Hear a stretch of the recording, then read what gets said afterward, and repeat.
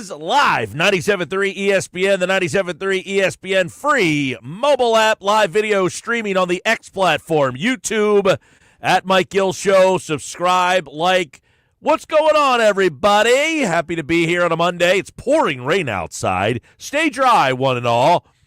What a weekend at Citizens Bank Park as the Phillies take care of the Dodgers 2-1, and they win the series. And a lot of people wondering, are you on board with the Phillies? We'll dive into that because there's a lot to talk about after this weekend series in which there were some exciting games. April baseball that felt very October-ish. And we'll talk about how that series might translate into an October series all throughout the day here. I want to hear from you. 609-403-0973, 609-403-0973 on the text board. Get involved. Be a part of the show. Let me know. Is it time to buy in on this Phillies team? And I say that in that I think most people understood that the Phillies are going to be a good team, probably win 90, 95, maybe even 100 games. But did this weekend, this series, put them on another level for you? Did this elevate them from, yeah, I know they're a good team, but I want the best team? Did it put them to, now I can buy in that they might be the best team? Did that game yesterday, the game on Friday night, did those two wins give you enough to say, I'm in, man. This team has sold me. I'm buying them. And I think that they are better than the Dodgers in a 7-game series. A lot to dissect on this because, one, the Phillies obviously, they win the series 2 games to 1, and there was so many interesting little subplots and storylines and things that happened throughout this. And, you take a look at, let's just start with the game on Friday night. We'll start from the beginning real quick and just kind of work our way to the game that happened yesterday. You go back to Friday night. Yamamoto's pitching for them. You've got, Wheeler. You've got your best. They've got, Luzardo. They've got probably their best. You've got this emerging guy who, was trying to make an impression. And everybody, was looking at Yamamoto as the huge signing from last year. And I think Phillies fans are still trying to learn who Luzardo is. And he goes out there and throws an absolute gem. 7 innings, 8 strikeouts, 2 hits, doesn't give up a run. And I think Luzardo introduced himself to the Phillies fans immediately. He showed the Phillies fans on Friday night, I can be a big game pitcher. If you need me in a big moment, you got me. Luzardo 2-0 on the season with a 1.50 ERA. We've been looking at Cy Young and MVP stuff, like long shot value plays. We got to take a deeper look at Jesus Luzardo now. And then that game, a 3-2 game. The Phillies go up. They go up 3-0. And then you're holding on for dear life at the end. Jordan Romano, we'll get into him in just a little bit. But Luzardo, 7th. Strom comes in. And, the bullpen was really an interesting storyline this weekend. But I thought Luzardo Friday night was maybe the story of the weekend, right? If you were looking back at the 3 games, what was the story for the Phillies of the weekend? It might have been Luzardo's start on Friday night and how good he was. Other than that, you take a look at the game from Friday night, you're up 3-0 in that game. And you got to hold on for dear life because of Romano and what he was unable to do. He was awful on Friday night. Somehow he ended up with the save because of JT Realmuto. So 2 points for Realmuto, of course. He had an outstanding defensive game on Friday night. Then you go to the game on Saturday afternoon. So the Saturday afternoon game I thought was a very interesting and telling game as well. Phillies just get 1 run in that game. Yet for many people, the story of the game is Nola. Well, Nola goes 6 innings, and, he gets hurt by the long ball. He gives up the home run to Kiki Hernandez and the home run to Michael Conforto. And other than that, and you say, well, that's been his problem. Yes, that's been his problem. But the Phillies offense just can't get anything going against Sasaki, who had, one start, and he kind of kept you off balance for 4 innings. But their bullpen showed you, and this is what we talked about on Friday's show, their bullpen can give you some problems. You get the lefty Scott at the back end, Vesia, who struck out the side. And I was laughing Saturday night watching the end of that game. You're thinking, my gosh, the Dodgers have this huge payroll, and it's some guy that most people never heard of before who might be the nastiest guy they have in that bullpen, Vesia. He's a lefty, strikes out the side, big problems there. Phillies, again, struggling with the lefties. I think the Marsh thing is a story that kind of emerges from the weekend again. The struggles he has against lefties, although we did see another story in the Saturday game, which was Edmundo Sosa playing center field. More on that coming up.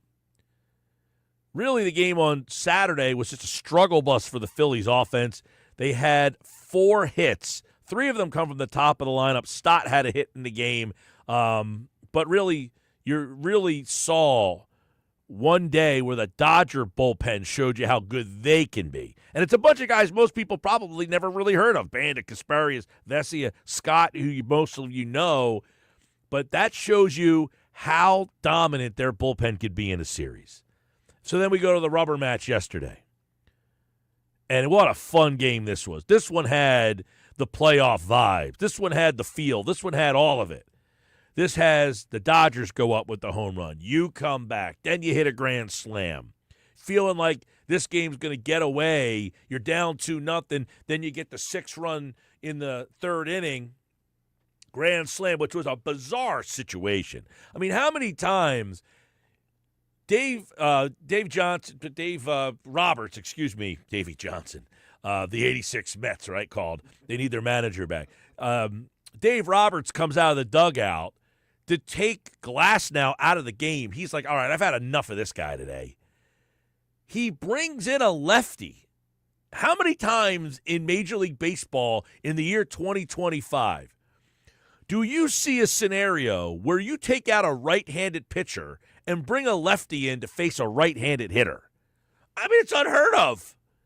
I mean, he was that over watching Glasnow pitch out there that he brings in a left-hander to face Nick Castellanos, and Castellanos is ready. Give him some credit. He said, dude, this guy's going to try to get ahead with a fastball, and he took him to task and took it over the left field wall, and you've got yourself a grand slam and a 4-run lead. A 4-run lead at the end of the inning. They end up getting 6 in the inning after some sloppy play by the Dodgers. But what a bizarre situation with Glasnow, who couldn't get out of the 2nd inning. He gave up 5 runs, and they bring a lefty in that spot, which, you're thinking to yourself, they couldn't leave Glasnow out there to get one more hitter out. You couldn't have him try to go after Castellanos, the right-handed hitter. I was really mystified as to what happened there. Don't forget about the storyline of how the game was delayed because they wanted a new rosin bag out there. So they got Castellanos basically getting iced and waiting for his turn to hit. And it was like Castellanos was just waiting, be like, you made me wait all this time for your stupid rosin bag. Watch this pitch go out of the ballpark. Well, I still can't figure out, I didn't listen to their post-game stuff, so I don't know what they said about what was going on with Glasnow, but why they would take the right-hander out in that moment when you had, listen, Castellanos up, and then you have Stott on deck. So if you want to bring Vesia in to face Stott, why couldn't he finish pitching one more hitter to Castellanos? Why would you bring a lefty in and Castellanos, makes him pay, hits the grand slam? But then, you get into the Phillies bullpen, which was another curious decision. He brings Romano in the 7th this time. Now, Romano struggled big time on Friday night. So it was almost like he tried to bring him into a lower leverage situation, and then that backfired on him. I mean, Romano's just been terrible so far this year, which, listen, count me wrong on this one. I had Romano being a big bounce-back guy. I thought maybe he would even be an all-star level pitcher. I thought you were going to get the Romano from Toronto, who was really, really good. He is way off right now. His velocity's all over the place. And yesterday, after the game was over, Rob Thompson admitted that, yes, he is somewhat concerned about the velocity of Jordan Romano. The velocity, It's something we got to check into because, everything out of the training room, there's no red flags, feels fine.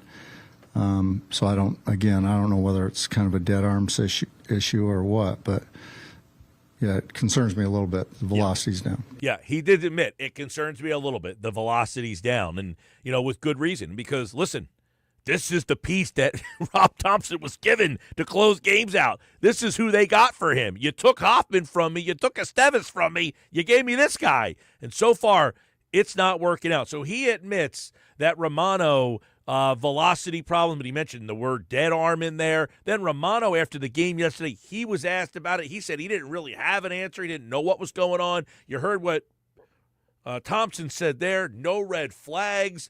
So this could be one of those situations where Jordan Romano just doesn't have it anymore. That's what's more concerning here, is if he's not hurt, if he doesn't have arm problems, if he doesn't have dead arm, he could be one of those guys flash in the pan. He's 31 years old. He got used and abused for a couple innings there in Toronto. For those of you who are like, all right, I don't know this guy Romano, give me a little insight. He pitched for Toronto in 2021, 62 games. In 2022, 63 games. And in 2023, he threw 59 games. So for that 3-year stretch, he's one of the best closers in baseball. 2.14 ERA, 2.11 ERA, 2.90 ERA. This is a guy who, in 2027, he emerges onto the scene with a 0.86 whip, 21 strikeouts in 14 innings, 21 strikeouts in 15 innings. This is a high strikeout guy. Romano is one of these guys, high strikeouts per 9. I mean, we're talking strikeouts per 9 for his career. He's up over 11. I mean, this guy was legit. In 2021 was really the year that he emerged onto the scene. He goes 7-1 with a 2.14 ERA. He gets 23 in 63 innings. He had 85 strikeouts. Those numbers are legit. In 2022, he's even better. A 2.11 ERA and a 1.01 whip he has. He's got 73 strikeouts in 64 innings. Then the next year, he's good again. This is a guy who had 23 saves, 36 saves, 36 saves. The question you have in your mind is, did he basically get worn out over those 3 seasons? I mean, that's a lot of production. You take those 3 years, 85 strikeouts, 73 strikeouts, and 72 strikeouts. Whew. So if you got that guy, I'm thinking when they signed this guy, okay, last year he was awful for Toronto. 6.59 ERA, 15 games. Obviously something's wrong. He only has 13 strikeouts. He had 13 strikeouts last year in 13 2/3. So his strikeout numbers start to dip. You start to see that problem. His whip is way up to almost 1.5. So you're thinking something's not right with this guy, and he has to end up shutting it down. Well, he proclaims himself that he missed all of last year, and basically, I'm ready. I'm healthy. I'm good to go. Well, now the 32-year-old, you just wonder, because he has been Jordan Romano. If you watch him pitch in Toronto, I mean, he was 98, 97. He's like 91, 92, and his slider is all over the place. This dude has no command. And he's herky. Now, he's always been that herky-jerky. He's got these ticks and these weird, he throws exclusively from the stretch. But, he's very ticky and movey and jumpy. He just looks so uncomfortable out there. But that's who he's always been. I look at him now, though, and say, man, he's got nothing left in the tank. He just looks like a guy who's a shell of himself. High concern for Romano from me.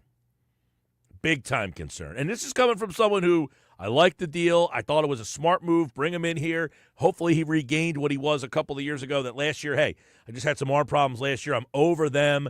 New lease on life. Come to this team. Not working. And Thompson's asked yesterday if you have to try to get him in some lower-level situations. He says, yeah, we might. Yesterday he tried. He comes in the game. I guess that's the 7th inning, right? Yes, he comes in the 7th. And in that game, game gets blown up a little bit because they bring in Romano in the 7th.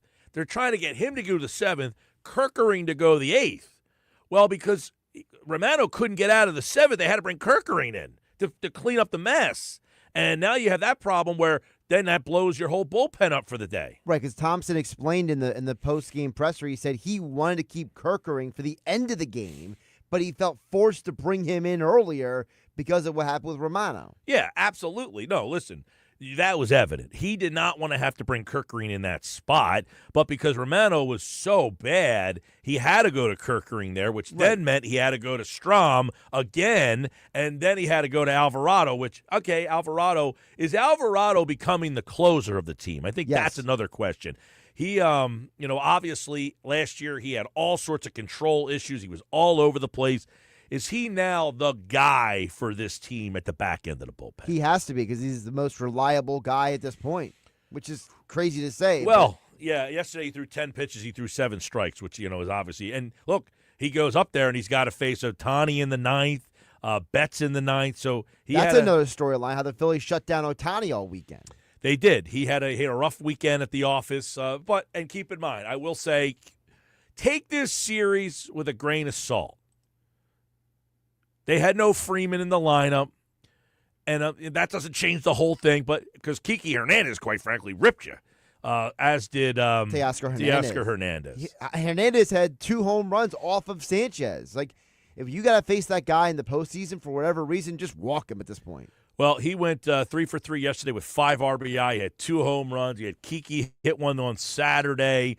But it was a fun weekend. Like, it was an April game that felt October-y, and now you're like, all right, let's put this one on the shelf. They'll play in L.A. one more time, and then hopefully you get a Saturday. But when you look at these two teams matched up, did you feel like, man, this Dodger team is insurmountable, or do you look at it and say, hey, the Phillies beat them, and quite frankly, they're better than them? I mean, did you get enough from this weekend to proclaim that the Phillies are better? And I know the fans are all trying to jump into this, but as Ruben Amaro Jr. said on the Philly Show podcast, this is probably a game that the Phillies team is already putting behind them, but the fans are more excited about. This team, they know that they can play with anybody. But I think for the fan base that felt like, the Phillies didn't do very much this offseason. The Dodgers did all these moves. They're the greatest team on the planet, blah, blah, blah. The truth lies somewhere in the middle. Yes, the Dodgers are a really, really good team, but the Phillies are a really good team too. And the Phillies aren't even swinging the bats all that well, and they won 2 out of 3. Think about that for a minute. Good point. You have to scratch and claw. Both teams, like, Friday night, offensive challenge, Saturday afternoon, both teams offensively challenged. Look, the Dodgers, I think they had 5 homers in the series. The Phillies hit 1 homer in the series. So power-wise, they had more homers, but you had the grand slam. So it was just a fun back-and-forth series. And, you take a look at this, as Ruben Amaro Jr. points out, the Phillies showed that their talent is every bit as good as the Dodgers. They won 2 out of 3 games against what is supposed to be the best team in baseball. So that tells you a little bit about, 1, their talent, and 2, their grit, because they're a gritty team, and they continue to – you've seen that since 2022. They find ways to put themselves in a position to win, and they don't give up. And they had a chance to roll over after they lost the lead on Sunday, and they didn't roll over. Yeah, they fought back in that game, and they did it against a good Dodger bullpen, as we talked about before. Now, the Dodgers had to go to their bullpen in the 3rd inning yesterday. Vesia came in to clean up Glasnell's mess, but he gives up the grand slam. I thought it was interesting. Dreyer was awesome for that. He came in and absolutely dominates you. Kirby Yates, though, he showed a little crack in the armor this weekend. Trinan, another one who they used to close games, and then the former Philly Garcia late in that game. But the Dodger bullpen, I think it's going to be interesting. The Phillies bullpen, I think, definitely lacks the depth that the Dodger bullpen has. That's one thing there. The other thing is, now the other question, we talked about this on Friday a lot, Edmundo Sosa, who again had a couple of hits yesterday, and the Phillies played him at third yesterday. You did see him appear in the game as a pinch hitter and then went to center field on Saturday, and Rob Thompson admitted after the game that he needs to figure out more ways to get him involved. We got to really look at this because so far it's real. It's 2 hits every game. He's played great at third. He's played great at short. He did well in center field yesterday. So, we really got to get into the lab and try to figure out some stuff to get him in the lineup. I like that one. We got to get into the lab. Well, he was followed up. The question was, are you comfortable starting him in the outfield? And Thompson quickly said, I am. So I guess that will be a question. Is that the way the Phillies are going to try to find a way to get Sosa some more playing time? Because, look, he said it. So far, this is real. So I think it is incumbent for them to ride the hot wave while you can, right? Because you know what's going to happen. You play him every day, he ends up getting exposed a little bit. But you got to try to use that to your advantage while you can right now. Find ways to get him in. And I say early in the season, get him playing left, get him playing center, get him playing second base against some left-handed pitching. Yesterday, you used him at third. I'm wondering, Bohm, did he need a day off? Or, Bohm's kind of struggling a little bit to start the season here, so they just kind of give him a day off. But those are the two storylines. Well, there's a lot of storylines from the weekend. It was a fun weekend. I want to see what you guys think. 609-403-0973. And now the Phillies have an off day today before they take on the Braves. And this is a huge early season series. Why? Man, a sweep, and the Braves would be 9 games out.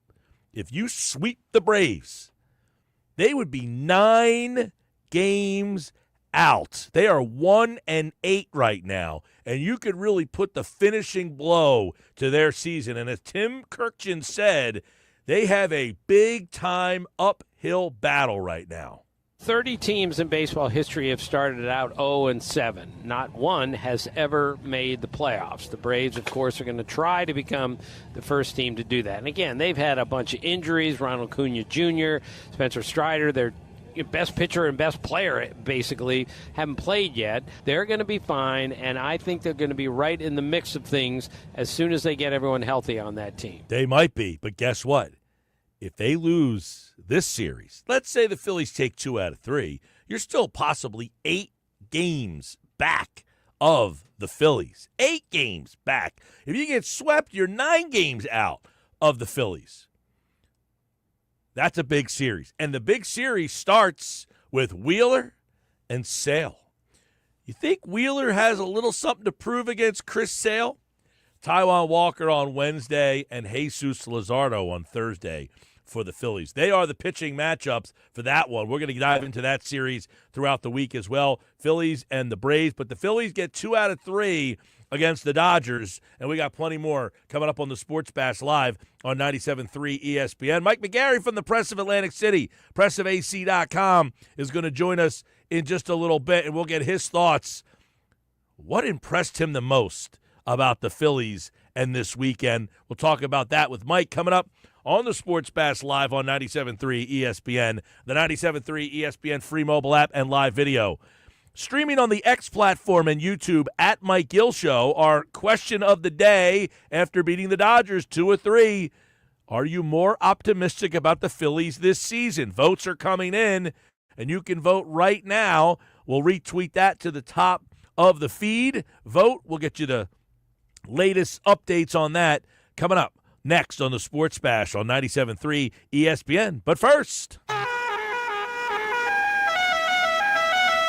there you go. I need caller number 7, 609-573-3776. 609-573-3776. Caller number 7 right now. You are entered in for a chance to win Eagles Club Box tickets for a home game at Lincoln Financial Field for the upcoming season to see the Super Bowl champions. we're going to be live at Top Golf at Ocean Casino Resort in Atlantic City, where you can win a pair of Eagles Club Box tickets and other great prizes from Ocean Casino Resort, like an overnight stay or Ocean Casino Resort gift cards or tickets to shows at Ocean Casino this summer. Be caller 7 right now at 609-573-3776, 609-573-3776. Caller 7. Good luck. Mike McGarry joins me next. Transforming your land with a John Deere compact tractor is as easy as connect, latch, load, haul, spread. Cutting grass is as simple as roll, click, mow. Box blading is as effortless as hook, lock, grade. And backhoeing is as convenient as turn around, switch, dig. Because when you've got the versatility to tackle just about any job and dealer support in your own backyard, you just have to get in the seat. Find the right compact tractor for you at johndeere.com. Taxes was taxing. Now taxes is relaxing when you file for free. I can file for free? TurboTax Free Edition. Roughly 37% of filers qualify. Simple Form 1040 returns only. See if you qualify at turbotax.com/free. I can file for free. Now this is taxes. File for free with TurboTax Free Edition and get your maximum refund. No schedules except for earned income tax credit, child tax credit, and student loan interest. See if you qualify at turbotax.com/free. This is the story of the one who, as a maintenance specialist for a historic high-rise, knows that vintage charm historically needs constant attention.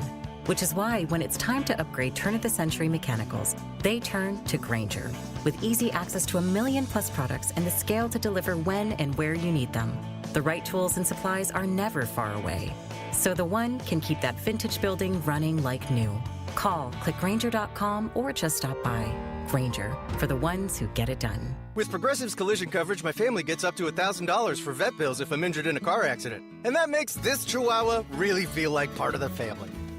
What's that? I don't sound like a Chihuahua? Oh, I'm sorry. What exactly am I supposed to sound like? I guess all Chihuahuas are high-strung, riding around in expensive designer purses. Actually, I prefer riding in cars. So I appreciate that my family protects me with Progressive's pet collision coverage. Okay, maybe I am a little high-strung. Progressive Casualty Insurance Company and Affiliates. Not available in all states. Coverage for dogs and cats is included with the purchase of collision coverage and is subject to policy terms. As America's leading business lender, Bank of America is on your corner and in your corner. With over $5 billion in business loans and more than 90 business specialists right here in New Jersey, we help businesses thrive so communities prosper. What would you like the power to do? Learn more at bankofamerica.com/local business. Bank of America, official bank of FIFA Club World Cup 2025. Copyright 2025 Bank of America Corporation, all rights reserved. It's Spring Black Friday at the Home Depot, so what are you working on? Right now, we've got 14 days of deals to elevate your gardening game. We're calling it Mulch Madness in the Garden Center, where you can get 5 bags of Scott's Earth Grow mulch for only $10. Now that's a special buy. Promote healthier soil, prevent weeds, and beautify your yard with mulch that maintains its color for up to 12 months. Shop 14 days of deals during Spring Black Friday, now through April 16th at the Home Depot. Our daughter Jessie loves playing detective. A clue. But since we discovered she has sensitive skin, we've been plaintive too. We thought the problem was our puppy. But it was actually our old detergent. Aha. So we switched to Tide Free and Gentle. Tide Free and Gentle provides an excellent Tide clean, and it doesn't leave behind irritating residues like dyes or perfumes, so it's gentle on your skin. Case closed. If it's got to be clean, it's got to be Tide Free and Gentle. Bring spring to your door with Target Circle 360. Get all you need for Easter hosting, spring get-togethers, and more with unlimited same-day delivery through Target Circle 360. From Easter basket goodies to fresh florals, getting everything the same day is easy. Open the Target app and bring the magic of the season to your door with unlimited same-day delivery through Target Circle 360. Visit target.com/circle or the Target app for more details. Subscription required. Same-day delivery is subject to terms. Applies to orders over $35. Hey, Green Gobbler here. So you've got a clogged drain in your bathroom. Water in the sink's overstaying its welcome. You're spitting today's toothpaste on top of yesterday's toothpaste. You hope that it go away. Yeah, clogs don't just go away. I make them go away. I'm Green Gobbler, the only clog dissolver you need. I'm bleach-free, safe for your pipes, and I work. Guaranteed or your money back. Because I never met a clog that was gonna unclog itself. Green Gobbler. Let the gobbler get it. Get in the zone, AutoZone. Welcome to AutoZone. What are you working on today? I need new rotors. When you buy 2 Duralast rotors during our spring sale, you get Duralast brake pads free. Free? With the rotors. Well, that's great. What if I need extra stopping power? You can upgrade to Duralast Gold pads for just $10. So Duralast pads are free? Yep, And an upgrade is just $10? that's right. Part of the spring sale at AutoZone. Get in the zone, AutoZone. Restrictions apply. 97.3 ESPN has teamed up with Seize the Deal for incredible weekly offers from fantastic local spots. Here's this week's big deal. Get a $50 gift bar for just $25. Get this great starting Friday at 9. Hurry, chances are this deal will sell quickly. For more info on this great deal, go to seizethedeal.com.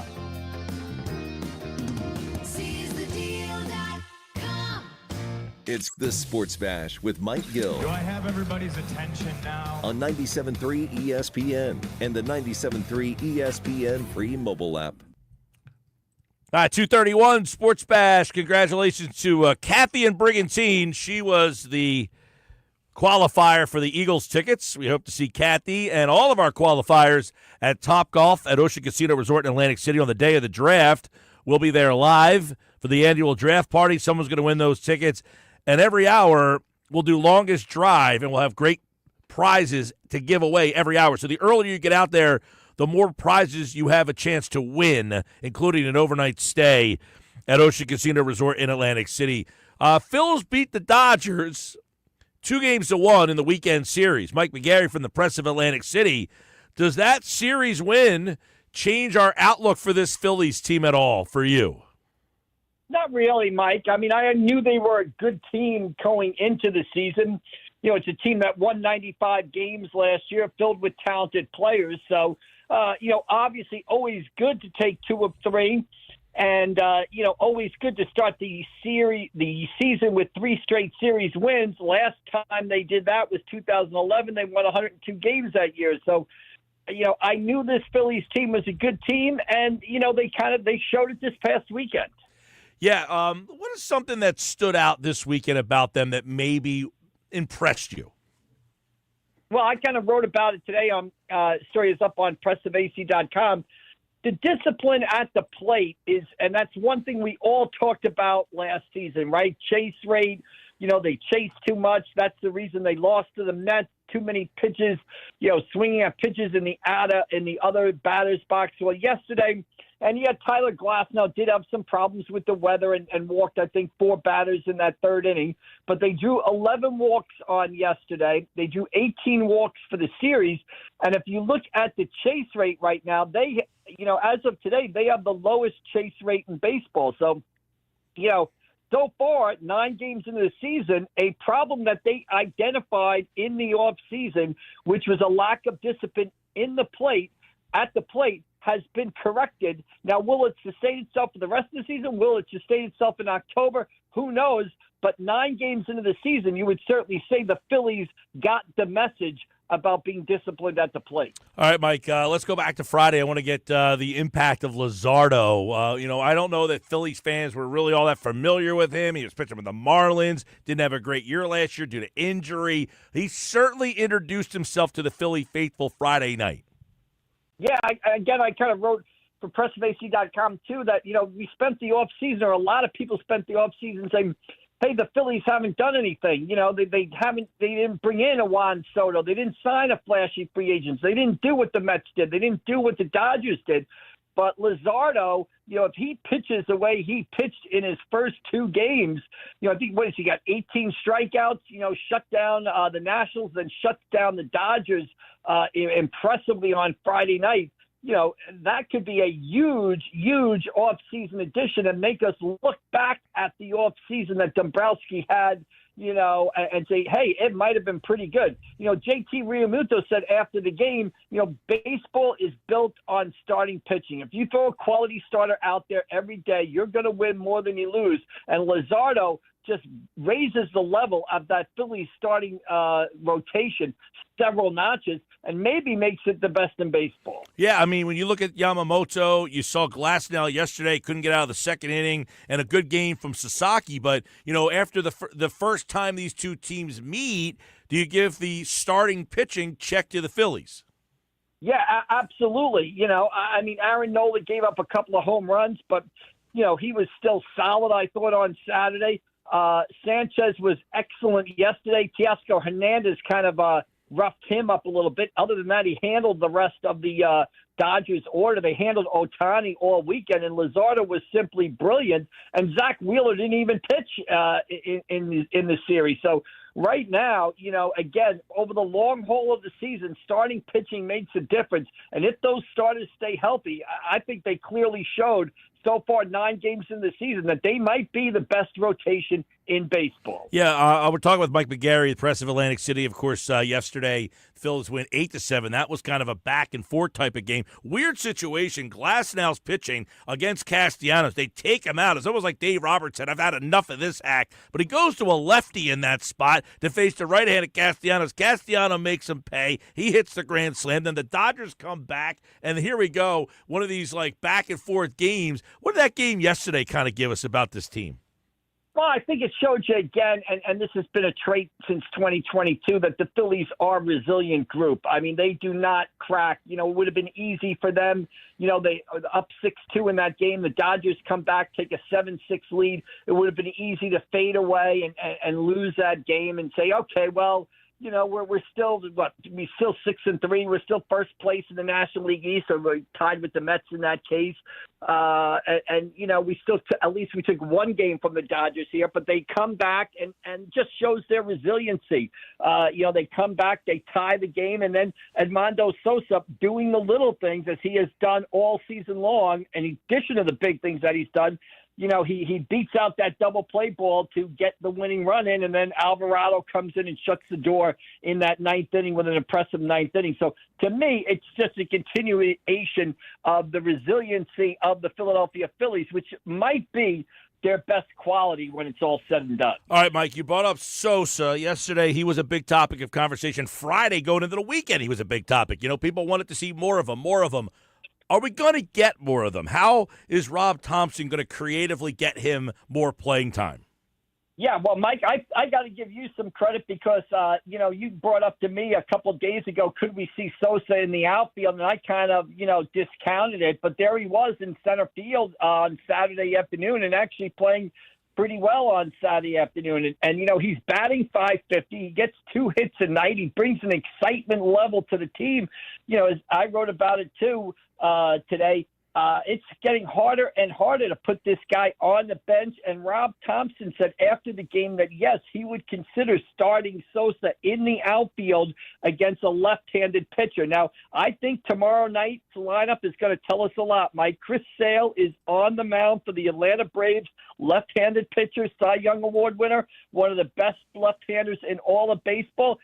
I think you could see Edmundo Sosa in the lineup, in left or center field against that left-hander, Chris Sale. I could see Edmundo Sosa in left and maybe Johan Rojas in center. Wow. You get the 2 righties in there against Sale and put Kepler and Marsh on the bench. I think tomorrow night's lineup is going to tell us a lot about how much Edmundo Sosa is going to play going forward. Well, 9 games in, I mean, have the Phillies already given you? I mean, Marsh has hit 174. I mean, have they already they asked him to bunt a couple times? Are they already showing their hand a little bit with Marsh that they've given up on him against lefties?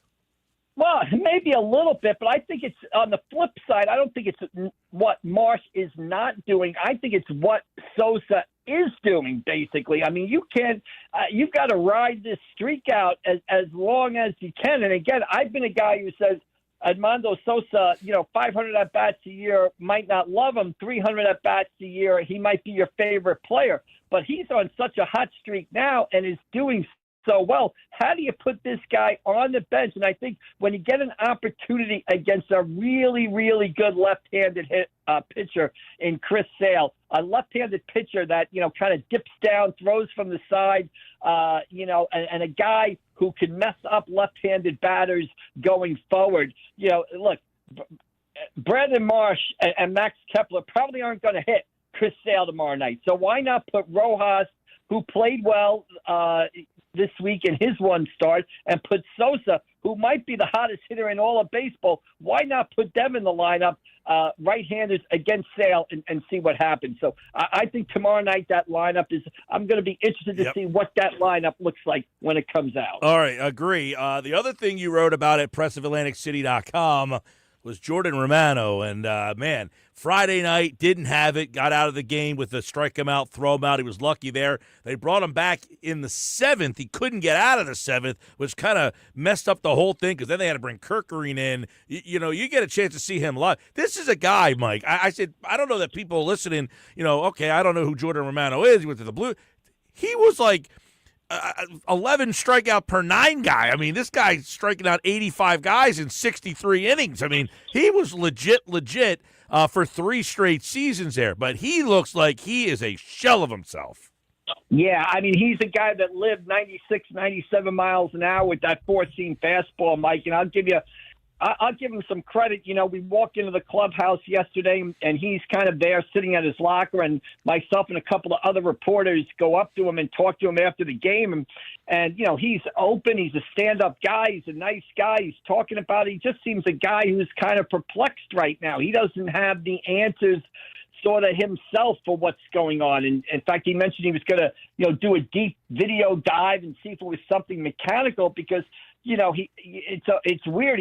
He throws 96 miles an hour one pitch and 91 miles an hour in the next pitch. So the velocity is not there. The manager has said he's concerned. Jordan Romano has said he's concerned. He is coming off the injury. I mean, I still like this signing. I mean, he was a closer with Toronto in the American League East, pitched in big spots, big ballparks, high-pressure games, but he's not getting it done right now, Mike. And the one shortcoming, or my biggest concern 9 games into the season would be the bullpen and kind of a lack of depth in that bullpen, especially if you have Jordan Romano struggling. Because while Matt Strahm has also pitched well out of that bullpen, he doesn't seem to be quite 100% yet when you look at his velocity. So, yeah, they've got to get Jordan Romano straightened out because the one concern I have is that bullpen depth. And without him, it's a little thin out there. Yeah, there's no question. I think, the bullpen has the cracks and some questions.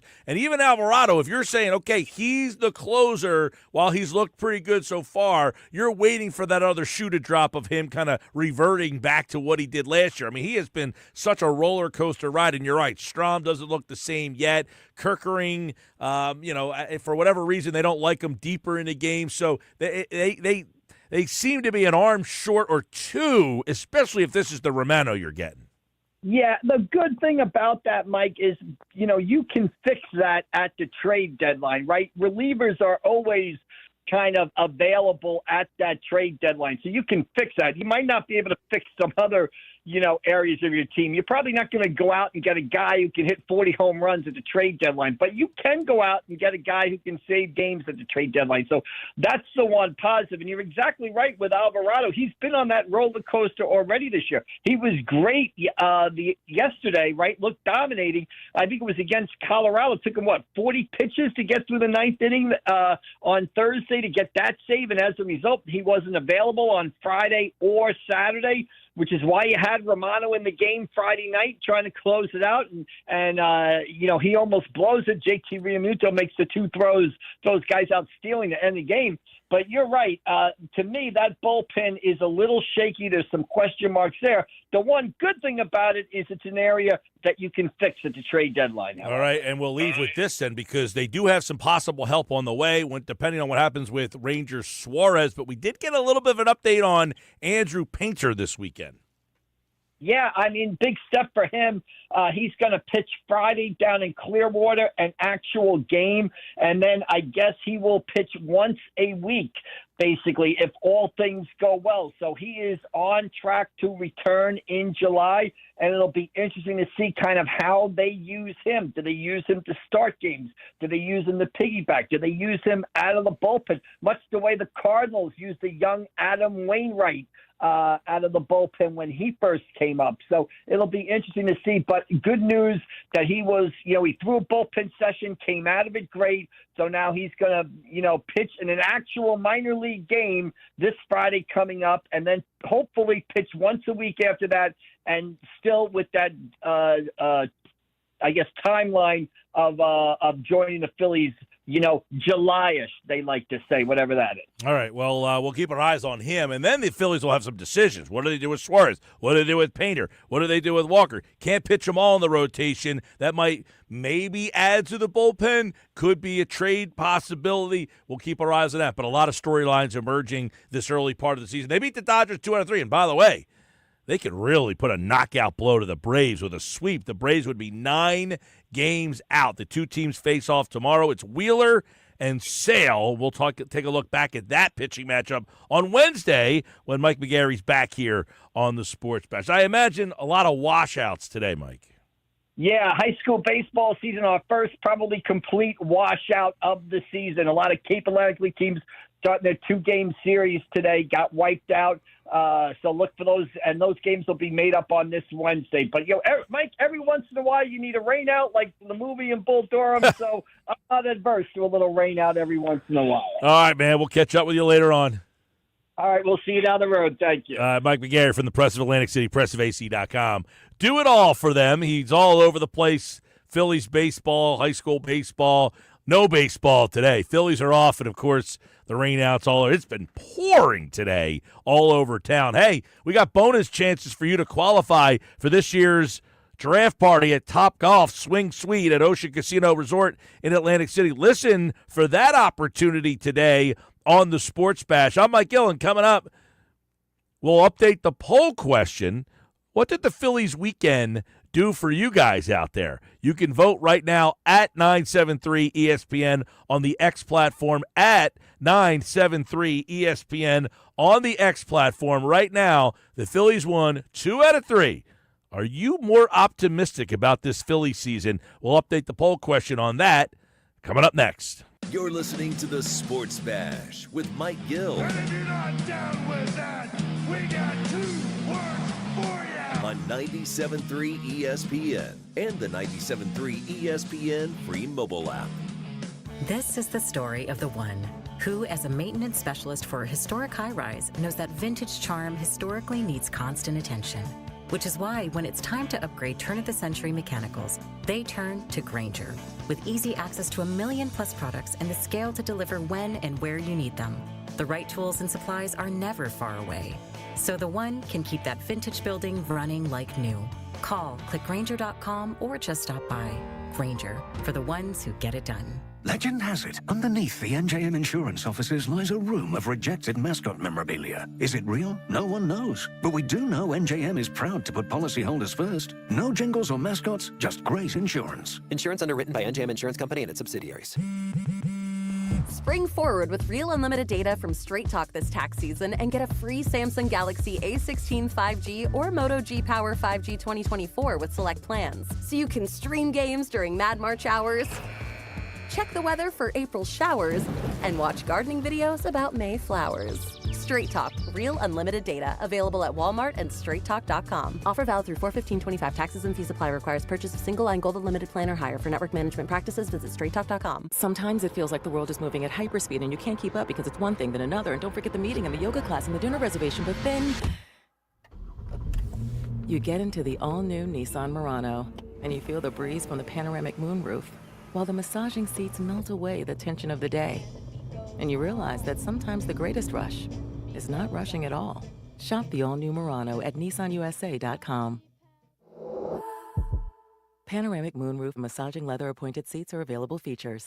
Apex East Roofing is proud to unveil the Patriot, a one-of-a-kind American flag roof designed to honor the spirit of our great nation. And to give back, Apex East Roofing wants to give one of these to a die-hard American who deserves a new roof but can't afford one. Simply nominate a deserving Patriot, a veteran, first responder, or community hero right now at apexeastroofing.com. Get a price on your roof in 30 seconds at apexeastroofing.com. Our daughter Jessie loves playing detective. A clue. But since we discovered she has sensitive skin, we've been playing detective too. We thought the problem was our puppy. But it was actually our old detergent. Aha. So we switched to Tide Free and Gentle. Tide Free and Gentle provides an excellent Tide clean, and it doesn't leave behind irritating residues like dyes or perfumes, so it's gentle on your skin. Case closed. If it's got to be clean, it's got to be Tide Free and Gentle. ZipRecruiter is the place. ZipRecruiter is the place for talented teachers, savvy software developers, and master mixologists. ZipRecruiter is the place where you meet all these people and more. That's because ZipRecruiter is the place for job seekers who are looking for new opportunities. In fact, ZipRecruiter helps 10 million people with their job search every day, so you can find the right candidates right away. It's no wonder that ZipRecruiter is the place for skilled skydiving instructors, accomplished airbrush artists, and proficient pediatricians. But if you're not using ZipRecruiter to hire, you're missing out. ZipRecruiter is the place that's so confident it can make your hiring easier that it lets you try it for free at ziprecruiter.com/radio. So if you want the right candidates for all your roles, ZipRecruiter is the place to go. Try it for free at ziprecruiter.com/radio. That's ziprecruiter.com/radio. Never miss out on great candidates with ZipRecruiter. Right now at the Home Depot, shop Spring Black Friday savings up to 35% off select appliances plus free delivery from top brands like Samsung. Get tech you can trust to simplify your daily routines. From all-in-one washer dryers to smart refrigerators with Family Hub. Upgrade your kitchen and laundry with trusted technology from Samsung, ranked #1 in customer satisfaction. Get Spring Black Friday appliance savings and free delivery now at the Home Depot. Visit jdpower.com/awards for more details. Free delivery on appliance purchases of $396 or more. Offer valid April 3rd through April 23rd. U.S. only. See store online for details. Protect your home and auto with a bundle from Progressive so you can stop worrying about them and invent new things to worry about, like snakes in your bedroom. Sure, that sounds incredibly irrational, but now that we've mentioned it, you are a little worried. The odds of one snake, let alone snakes plural, are so slim. But you might want to check. Oh, you're not near your bedroom. Guess you'll just have to sit there and worry about it. So let Progressive protect your home and auto, because you've got enough to worry about. Progressive Casualty Insurance Company, affiliates, and other insurers. Not available in all states. New Jersey's got a lot of summer wow. From sun and wows to fun and wows. And every wow in between. Find your wow at visitnj.org. New Jersey, little state, lot of wow. You're listening to The Sports Bash with Mike Gill on 97.3 ESPN and the free mobile app. First team in history to win the World Series and then come back the next year and start out 8-0. That's how good the Dodgers are.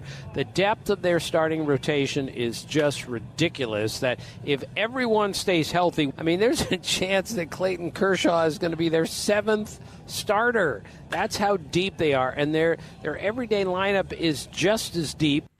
That's the voice of Tim Kirkshin from ESPN. How deep are the Dodgers? Not deep enough to beat the Phillies.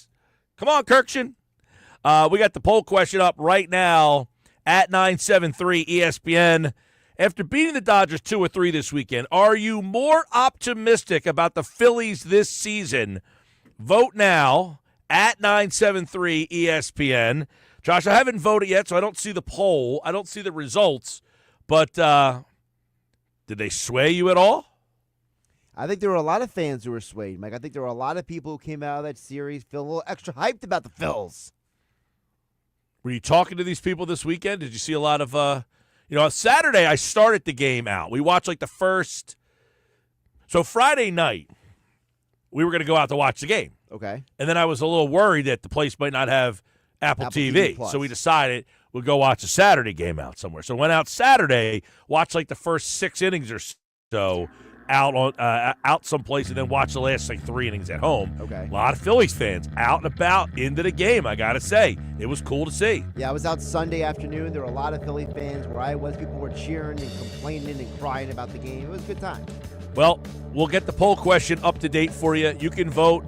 Those of you watching on the X platform, you saw the question. You can vote now. After beating the Dodgers 2-3 this weekend, are you more optimistic about the Phillies? Hey, right now, if you want a bonus entry for the draft party, first 3 people to text draft with your name and where you're from. Text the word draft with your name and where you're from to 609-403-0973. 609-403-0973. Text the word draft with your name and where you're from. Good luck. The 2025 NCAA Men's Basketball Tournament has been a great ride with crazy finishes and some dominating performances. And now it's down to just one more game for the title. Tune in Monday night to hear Westwood One's exclusive coverage of the NCAA Men's Championship game right here. Listen to the NCAA Tournament Championship Game. Coverage begins at 7 p.m. on 97.3 ESPN. 97.3 ESPN has teamed up with Seize the Deal for incredible weekly offers from some fantastic local restaurants. Here's this week's big deal. Get a $50 gift card good for use at Jester's Dive Bar for just $25. Get this great deal starting Friday at 9 a.m. at seizethedeal.com. Hurry, chances are this deal will sell quickly. For more info on this great deal, go to seizethedeal.com.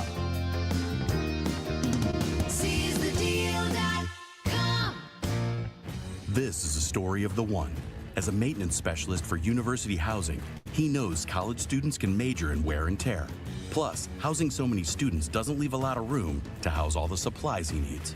That's where Grainger comes in.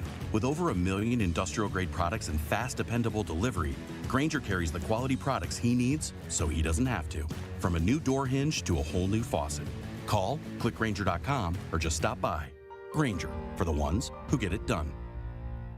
Apex East Roofing is proud to unveil The Patriot, a one-of-a-kind American flag roof designed to honor the spirit of our great nation. And to give back, Apex East Roofing wants to give one of these to a die-hard American who deserves a new roof but can't afford one. Simply nominate a deserving patriot, a veteran, first responder, or community hero right now at apexeastroofing.com.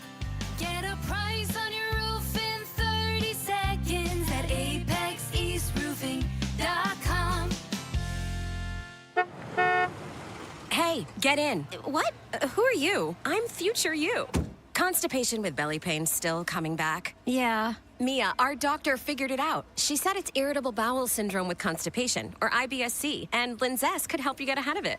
Linzess linaclotide is a prescription medicine that treats IBS-C in adults. It's not a laxative. It's a once-daily pill that helps you get ahead of your symptoms. It's proven to help you have more frequent and complete bowel movements and helps relieve overall abdominal symptoms, belly pain, discomfort, and bloating. These symptoms were studied in combination, not individually. Do not give Linzess to children less than 2. It may harm them. Do not take Linzess if you have a bowel blockage. Get immediate help if you develop unusual or severe stomach pain, especially with bloody or black stools. The most common side effect is diarrhea, sometimes severe. If it's severe, stop taking Linzess and call your doctor right away. Other side effects include gas, stomach area pain, and swelling. Talk to your doctor and say yes to Linzess. Learn more at linzess.com or call 1-800-LINZESS. No two people learn the exact same way.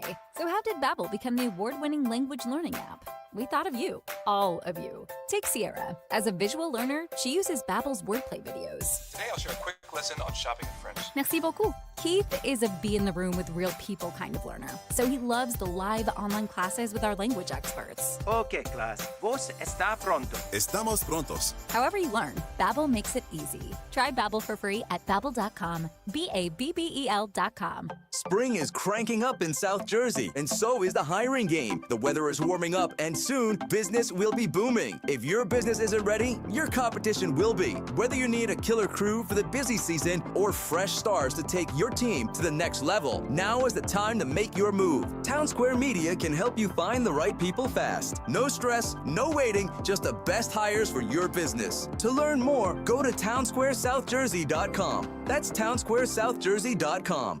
It's Spring Black Friday at the Home Depot, so what are you working on? Right now, we've got 14 days of deals to elevate your gardening game. We're calling it Mulch Madness in the Garden Center, where you can get 5 bags of Scott's Earth Grow mulch for only $10. Now that's a special buy.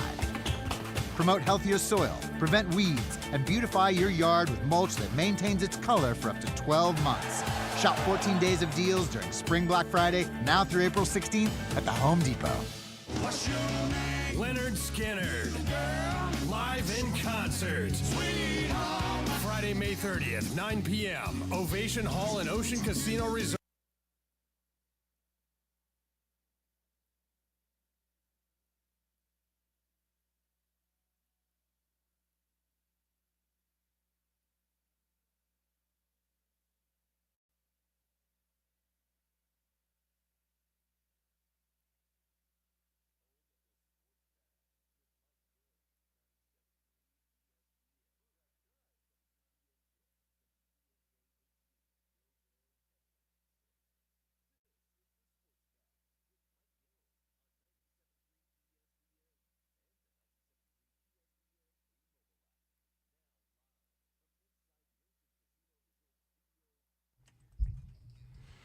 All right, hour 2 of the Sports Bash, 97.3 ESPN, the 97.3 ESPN free mobile app, live video streaming on the X platform, YouTube, at Mike Gill Show.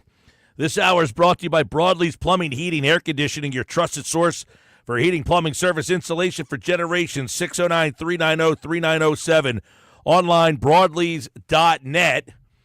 So the Phils take 2 of 3. Does it change our mind about this team, or are we still more wrapped up in the things they can't do? Bob Wankel, Crossing Broad, is back to take a look back at the big series this weekend. The Phillies take 2 of 3 against the Dodgers. Let's break it down. What did we learn, Bob Wankel? This is a team that, look, we all think there's a good baseball team, 90, 95 wins, playoff team. But I think we all have questions on whether or not they're good enough to win the ultimate game. Did this weekend do anything for you to sell you? No, I don't think it really changed my opinion overall. I do think it's probably good for the general fan base, though. I think we want to build these series, especially this early in the season, as this is going to tell the story. This is really going to show us something. The season is so long, and so many things can happen, and injuries occur, that it's just impossible to take anything that you see over a 3-day span in April and say, yes, that's going to mean something come October. I will just say that I don't think the Phillies, with all of their veteran players and they're battle tested to some degree, I don't think that the Phillies were ever going to feel overwhelmed in a series against the Dodgers. And I don't think that this series necessarily gives them more confidence moving forward. But I do think that, like, people around here should look at this and realize, yeah, like, this team is pretty good at the very least. Yeah, I mean, look, and again, I think everybody acknowledges that this is a good team. It's just, what's the ceiling of this team? And obviously the ceiling is they could win the World Series. They won 2 out of 3. But let's start with, did any of the flaws and deficiencies come out this weekend that are still noticeable, that big picture will be their discussion point in October?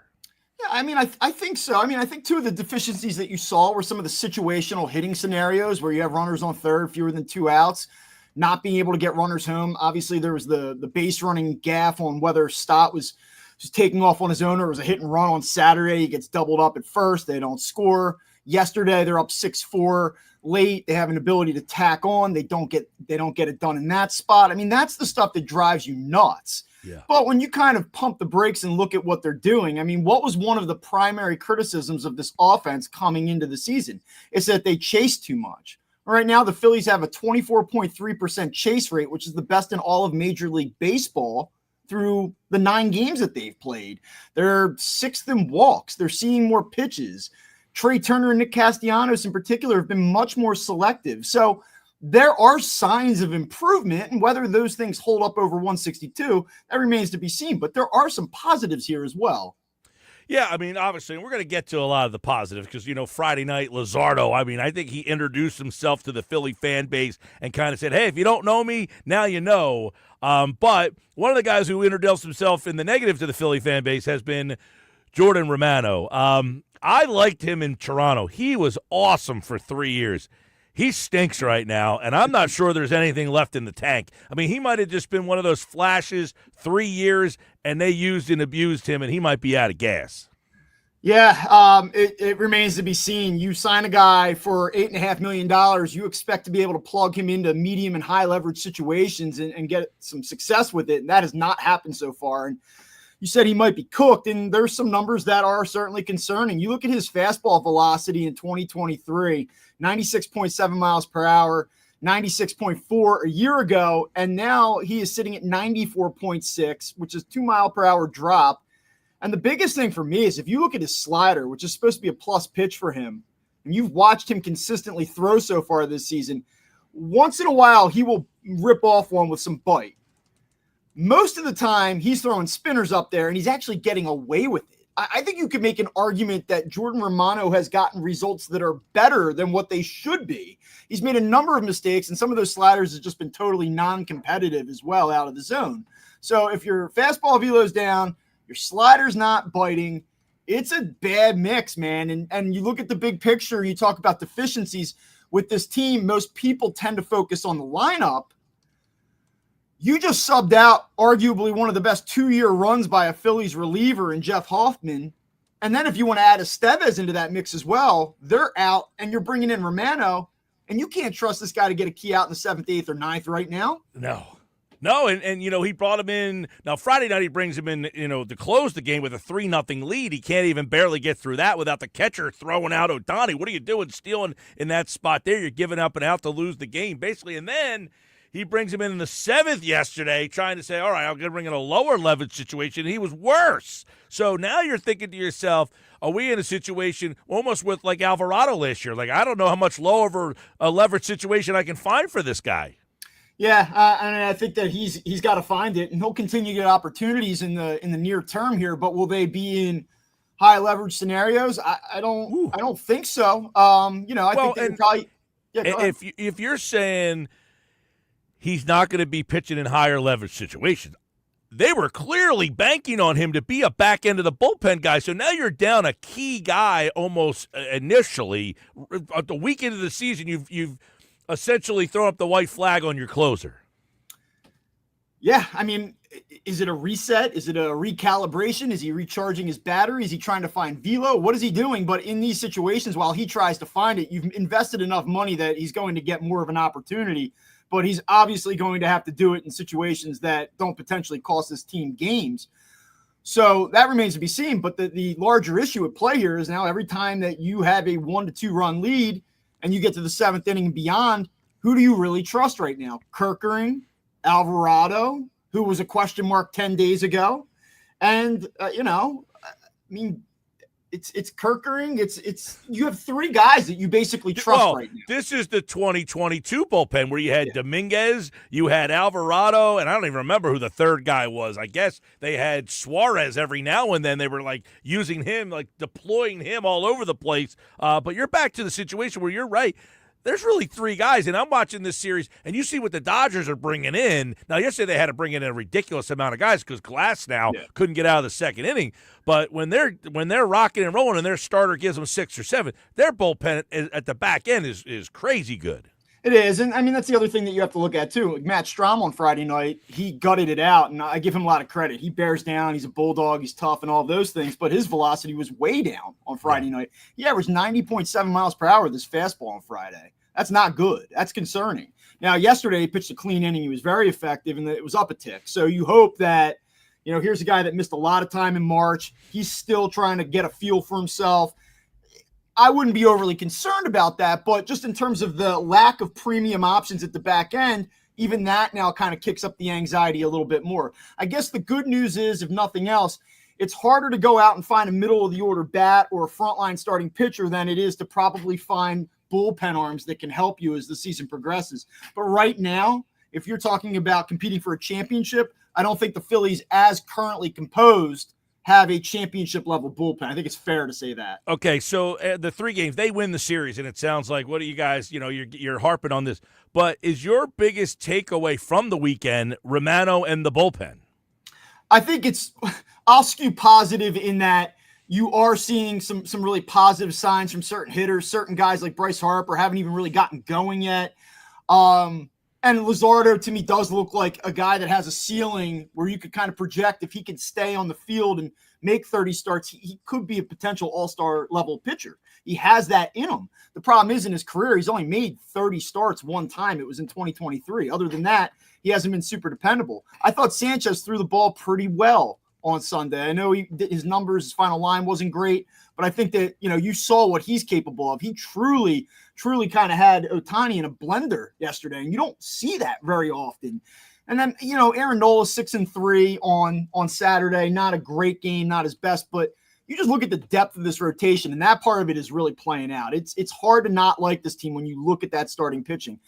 But sure, those concerns were very amplified this weekend. And I think you can be excited about them being 7-2 and fired up and feel great about this team where they're at right now, while also acknowledging that if it's about competing for a championship, there are some things that they're going to have to iron out.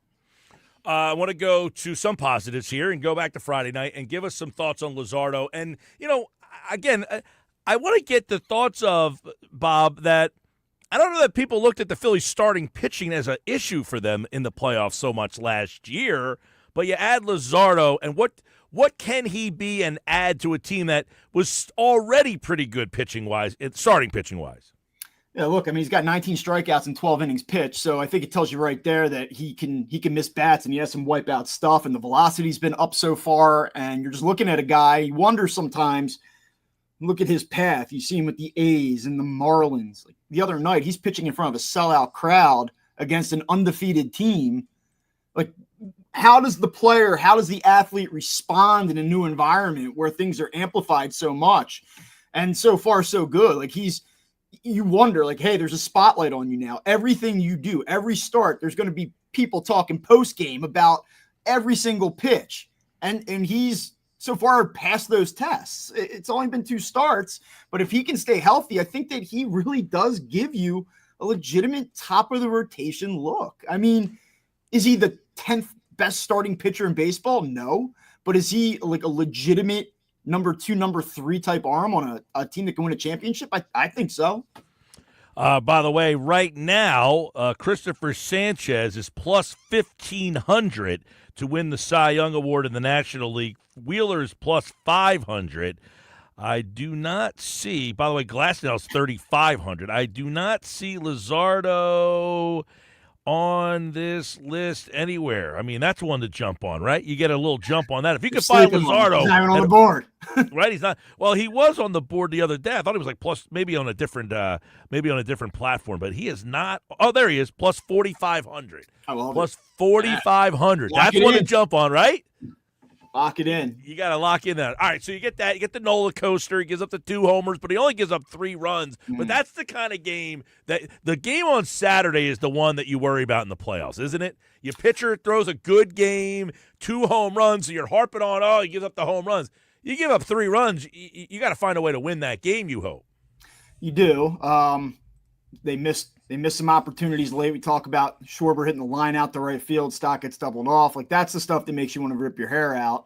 Alec Boehm with just some truly dismal at-bats in that game. Saw 5 pitches and 4 at-bats on Saturday. That's a whole other problem. If you really want to skew negative, we could have that conversation. But yeah, that's the game. That's the one that kind of keeps you up at night, and you think to yourself, like, see, that's what we're going to get. When they go and play a premium team, they're going to play that type of game. And you're right. Aaron Nola was fine on Saturday, but what happens is, because the offense didn't do its job, you start to pick apart Aaron Nola for 6 innings, 3 runs, though I do understand the general fatigue watching that with the home runs and that issue cropping up again and again and again. Yeah, and obviously that game on Saturday is the one that you lost last year, where you just couldn't score, your pitcher's pitching great, and you're in the game, but you just can't scratch out the run. And that's one of those games where the left-handed stuff in that game plays a little bit of a factor for them. You talked about Boehm, who's really strong. Do you think Boehm was benched yesterday or just a day off?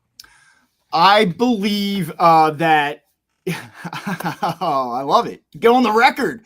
I think there was more to it than just like, let's schedule a day off, especially with the off day today. Alec Boehm historically isn't the guy that they need to give a blow to for 2 days. So I look at that He's 7 for 35 so far. He's only walked one time. He has one extra base hit. And oh, by the way, we can play small sample size all we want, but you go back to last season, post All-Star break, 49 games for Alec Boehm. He had 251 with only 4 home runs and a sub 700 OPS. Then you take all the on-field antics and frustrations and wearing the emotions on his sleeve, all of it together.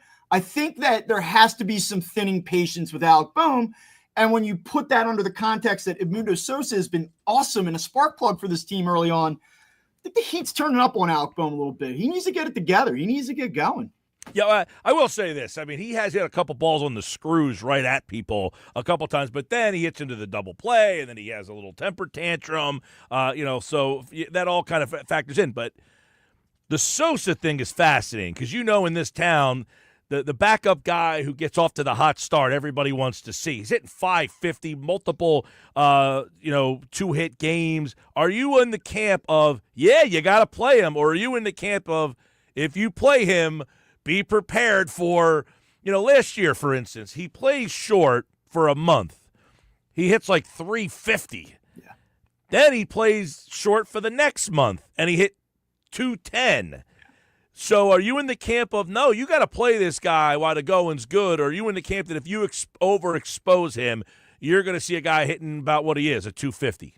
There's some evidence that suggests that he wears down the more that you see him, and that he starts to expand the zone more, and the productive spark plug utility guy turns into more of like I don't need to see this every day. My overall take on this is I think it's time to turn up the volume on Alec Boehm a little bit and say, you know what? Edmundo, Alec, win it. Be the guy. You want to play? You want to get the bulk of playing time? Let's go. Head to head. Why not? The Phillies do this thing where, Rob's never going to come out and publicly criticize any of these players and talk about, the way that they act or, some of the stuff with Alec Boehm. Everything is messaged very positively. And I think that that's great. And I think they should continue to do that. I think very rarely going out in public and sending a critical message or having a critical tone about your players is good in a modern day clubhouse. Like, I just don't think that works with 2025 athletes. That being said, the patience that they have shown Alec Boehm over time, I think has been more than sufficient. And he's not responded to it. Well, let me interject with this. Yeah, let me interject with this question then. Boehm's hitting in the 4-hole. I mean, if you're replacing him with Edmundo Sosa, where does this lineup go? What's the difference? The guy has one extra base hit and 35 at bats just because he had done it at the beginning of last year for a month and a half. Like that's fair. I'm just saying. Okay, you're replacing him with basically a 6, 7, 8 hole hitter. So then you know what? So then guess what? Then this is where you go Turner at the top, make him the everyday leadoff guy, give him a run at bat for a month. Well, that's a different scenario. But that's what you're going to have to do because obviously you're not going to plug Edmundo Sosa in the cleanup spot to protect Bryce Harper. Right. That goes back to my point. Like if Alec Boehm's going to be a 230 slap hitter, who cares? You're not getting legitimate cleanup protection for Bryce Harper anyway. So no question. Part of this is about the attitude. Part of this is about the on-field stuff. I don't think the progress has to be absolutely linear here. I'm not asking somebody to do a total 180 or do a total unwinding of your personality. But the fact that we're talking about this, the fact that we're having this conversation on April 7th about this guy, man, like that is concerning to me. Well, I think the conversation stems from his name was big in the trade. Then they don't move him. You're hoping that, he had a good year last year. I mean, I don't know. Well, let me get your thoughts on his year because he's an all-star. He had a great first half, and he had a very, very mediocre second half, like much of the team did. Yeah, I mean, it coincides with the injury. Do you look at that injury as, maybe he just never came back from that injury? I mean, he had a hand problem. I don't know what the heck it was, but, he was pretty solid. I mean, you guys hit over 300 with runners in scoring position. He's on pace for over 100 RBI. And then, this hand injury kind of wrecks he missed about a month. I mean, if he doesn't miss a month of the season, he probably has 110 RBI. So that's the kind of guy you might be saying, just take him out of the lineup. And you wonder if the Phillies could, how do they replace that? I mean, Edmundo Sosa's not going to drive in 110 runs. To be clear, I'm not saying bench Alec Boehm for all of eternity, but I would say this. We're at a point here where he's kind of at a crossroads in his career. Like, what is this guy going to be? How does he fit in here? Like, what is Alec Boehm to this team? And I would probably continue to play him with some regularity, but I think you do reach a point where you've got to force the issue a little bit. Like it will get to a point, and it should get to a point come mid-May if he's still struggling, where there should not be an assumption that in ink, his name is going to be in the lineup every night in the middle of the order. I mean, you got to do it at some point. We're only 35 bats into the season here, but like it has not been encouraging. He has not responded overly well. And as much as if you're listening to this and you're saying, oh, well, this is just a talking point for guys like Mike Gill and Bob Wankel, this is something to write about, something to talk about. Like we also didn't bench the guy in a pivotal playoff game against the Mets last year. And nor did we invent the fact that he was part of trade rumors all season. So like when you look at his second half, injury or not, the trade rumors that followed him throughout the offseason, some of the stuff with the on-field, and then the start that he's had, like it's a very fair conversation to have about Alec Bowman and where he fits in both short and long term here. No doubt. And look, he's an important guy for them because he does hit behind Harper. And if you don't get that protection and you got to spin some other things around, I don't know if they want to hit Schwarber in the 4-hole all season long. I don't know if they want to hit Turner leadoff, but that might be what they're forced into if Bohm doesn't get his act together here. Do you think they would trade him in season? Yeah, I mean, why not? I mean, okay. I think they certainly considered it this past winter. So how do you not consider that now? But I think a lot of the reason that he's here is because they feel like that upside does exist, that first half did happen, that you look at, I'll use their phrase, the back of the baseball card and say, there's a lot of value in this guy. We're not just going to trade him away for pennies on the dollar. And I think that's probably what they ran into when they put his name out there this offseason. So they said, well, listen, we would like to make a move here, but not for that. Yeah. And, I don't know if that changes or not come July. They mentioned that he would play the outfield. Sosa. You think he'll play tomorrow against Sale? I think it's very possible that he's in the lineup tomorrow. Chris Sale on the mound for Atlanta. I mean, Max Kepler didn't exactly have a banner weekend. And do you need to see him against as tough of a lefty as there possibly is? So if you need to, and Rob said they have to be a little bit more, creative and thoughtful about getting Sosa involved. To me, that seems like a slam dunk spot to do it. All right, real quick, they did say Painter is going to throw Friday, and this is going to be like a once-a-week thing. The goal is to get him up here like by July. Does Painter, Suarez, one of those guys, factor into the bullpen maybe later on in the year?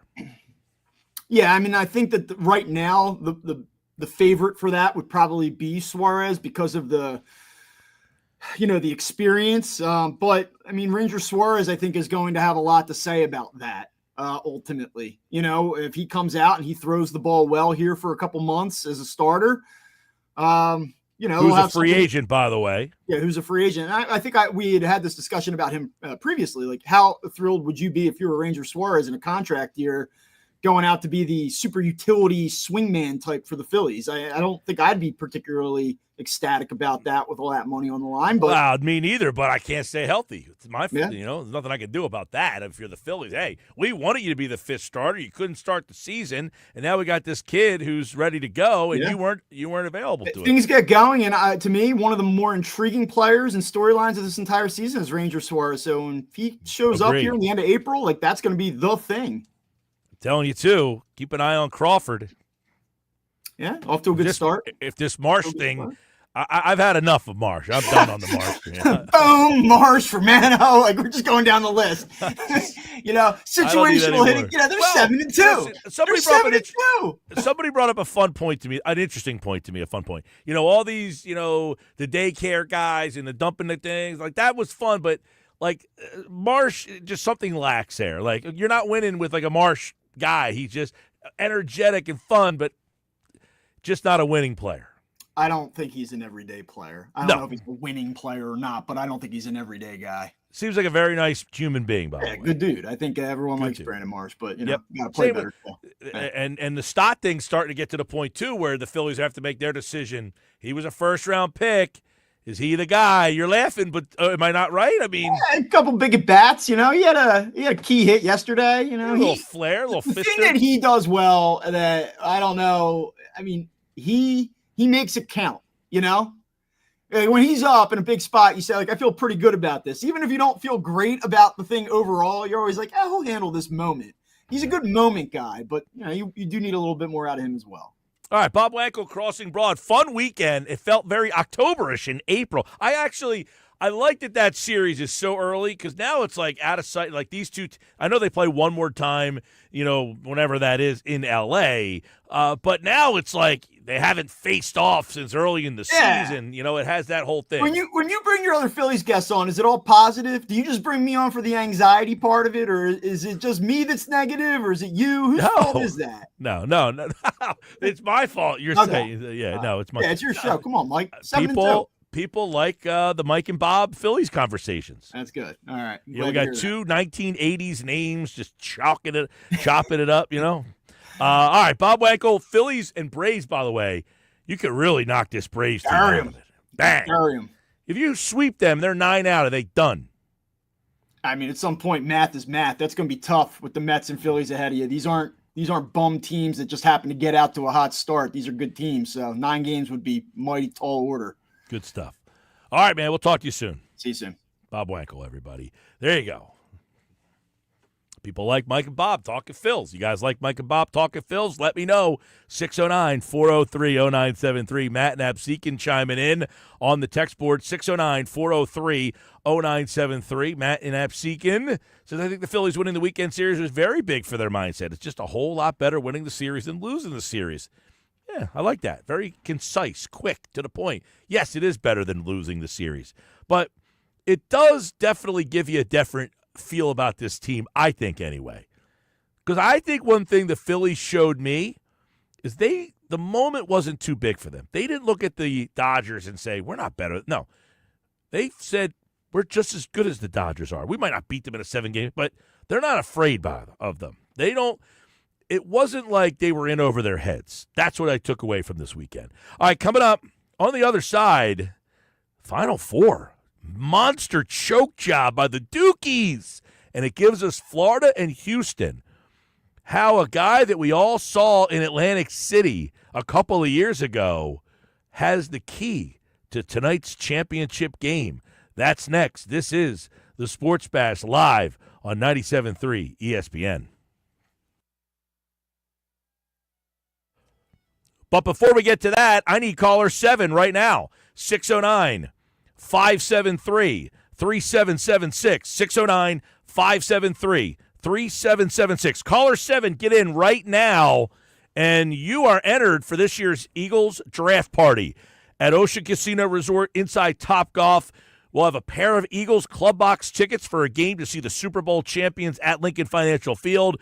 We have an overnight stay for Ocean Casino Resorts. We've got Ocean Casino Resort gift cards and tickets to shows and so much more. Every hour, we're giving prizes away. So caller 7 right now, you have a shot to win Eagles Club Box tickets. Be caller 7 at 609-573-3776. Good luck. We'll have bonus chances coming up. Page and Beasley's Point, Scott and Vineland, and LJ and Millville were bonus qualifiers already today.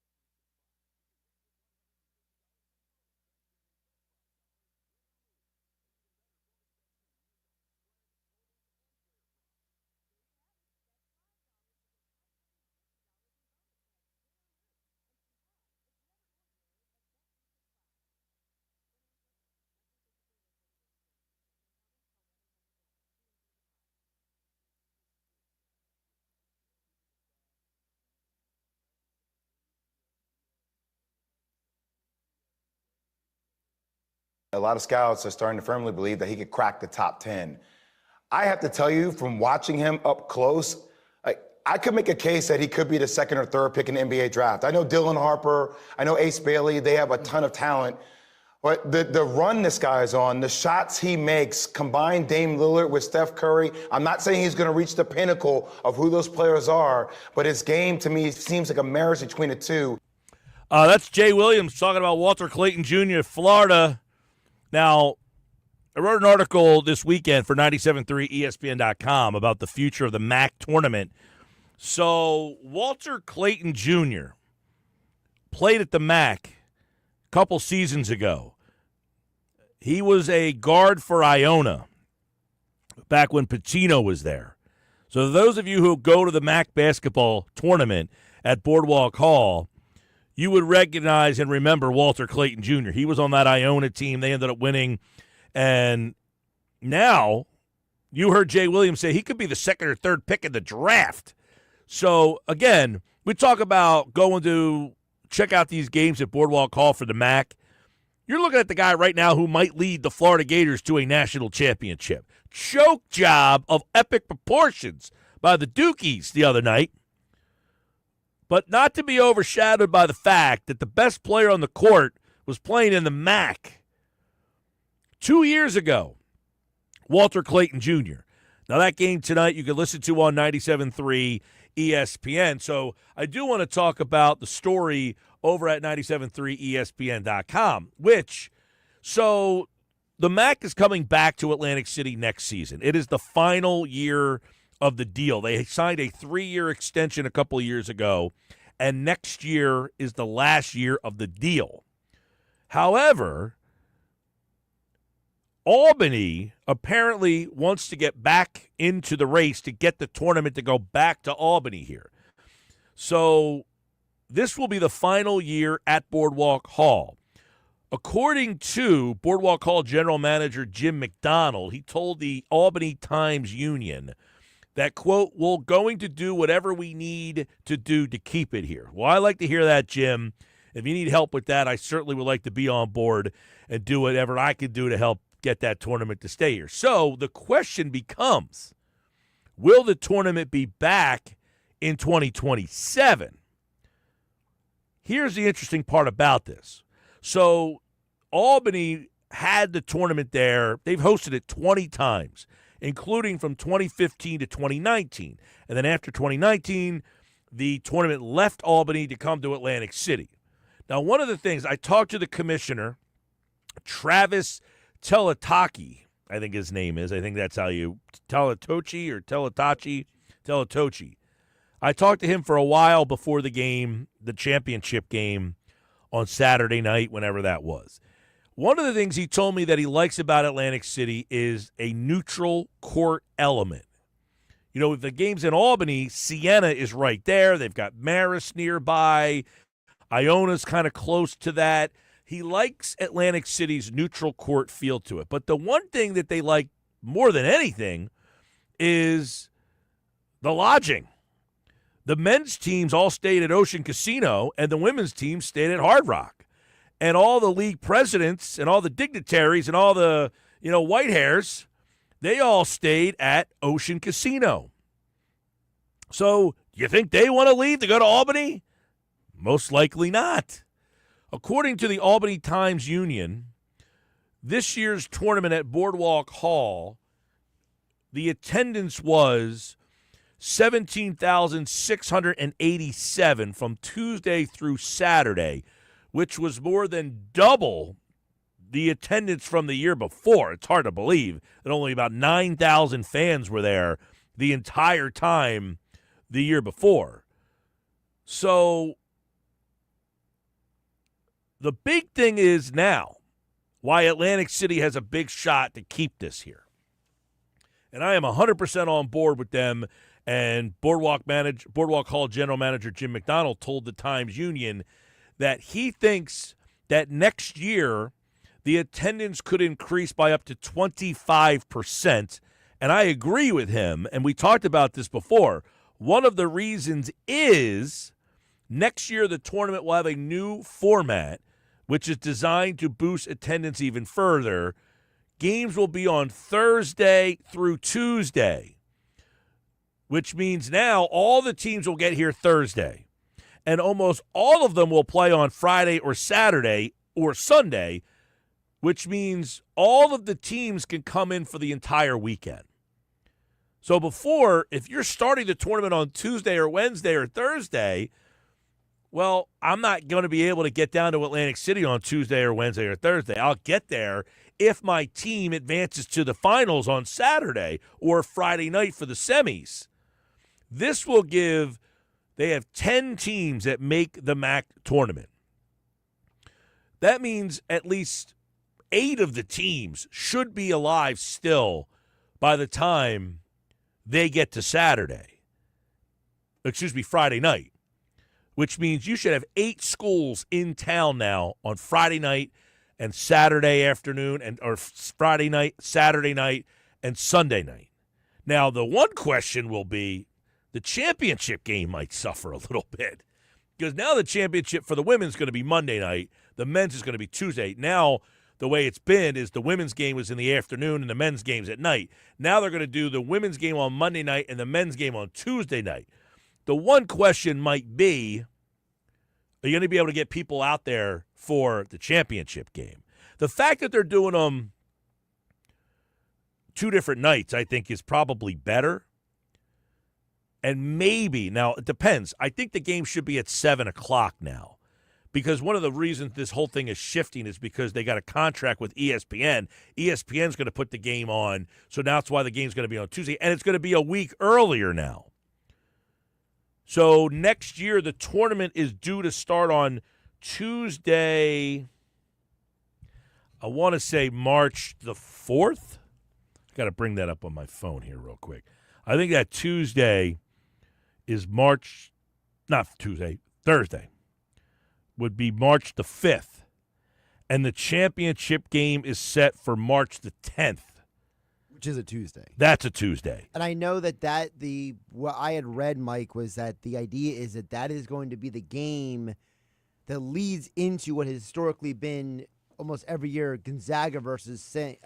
Mary's in the West Coast Conference. What time is that game normally? It's usually around like 10 o'clock. All right, so the game here would probably be a 7 or 7:30 on a Tuesday night. Yeah.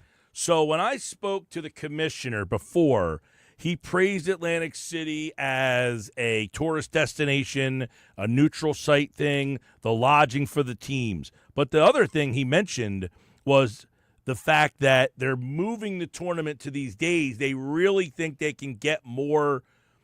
In other words, they don't have to rely on local people to help fill the building, which has been a problem. I mean, local people are not going to go on Tuesday, Wednesday, Thursday night at 8:30 at night when they're starting some of these games. But you might get local people to go out for a doubleheader on Friday, Saturday, or Sunday. Yeah, you got a doubleheader at like 1 o'clock. 3:30 kind of thing. I know so many, and one of the big things I hear a lot, and a lot of people said, I didn't know about the tournament, they didn't promote it enough. Listen, I agree, they got to do a better job promoting it, but now with the games being Thursday, Friday, Saturday, Sunday, and then the championship games on Monday and Tuesday, they should do much better attendance-wise on the weekend. Yes. Than they would do playing Tuesday, Wednesday, and Thursday night. Look, I went to multiple games this year. I went to games on Wednesday. I went to games on Thursday, Friday, and Saturday. 3 nights. Thursday night was way weaker than Friday. Friday was weaker than Saturday. Saturday was I was impressed with the crowd. To me, I thought the crowd was good for both games on Saturday. It was good. It was good on Friday, but I was impressed with the crowd on Saturday. Like, Friday was good. I wasn't like, wow, this is really, really. Saturday, I thought the crowd was legit loud and into it and full, and it was good. Friday was just a good crowd. It wasn't great. Yeah, for me, I went Tuesday, Friday, and I went to both championship games on Saturday, and there was obviously a much better turnout for both championship games on Saturday than earlier in the week. But again, as you said, how much of that is because the game is on Saturday versus a Tuesday or Wednesday? Well, I think what this will allow now, you figured the tournament now will start on Thursday, and that's going to be, a couple games Thursday night. Maybe they'll do okay, but think about this. All 10 schools should be there Thursday. So if you get there Thursday, or maybe you'll get there Friday afternoon if your team plays Friday night, but for Friday, Saturday, and Sunday, if you're a hoop head and you just want to come and hang out and watch games, you would have all 10 schools that make the tournament there to watch games all weekend. That's a big difference than what they had now, where you're just not getting that on Tuesday, Wednesday, or Thursday. You're just not. I mean, you just can't do it. I mean, if you're a student at Marist, you driving down on Tuesday to go watch Marist play Merrimack? No. Of course not. So this is big. I'll keep an eye on what happens here because I don't – so according to the reports, the commissioner said they're going to make a decision before this year's tournament. So this year's 2026 tournament coming up has no bearing on their decision. They're not going to say, well, Atlantic City did not get good attendance, we're not going back. It has nothing to do. So they're going to already know where they're going to play by the time this year's tournament gets here. So that's kind of interesting. So the decision on the tournament, they said, could be within the next 3 months, which means this year you'll know whether or not this is the last year or not by the time the tournament gets here. But I think the tournament will do well.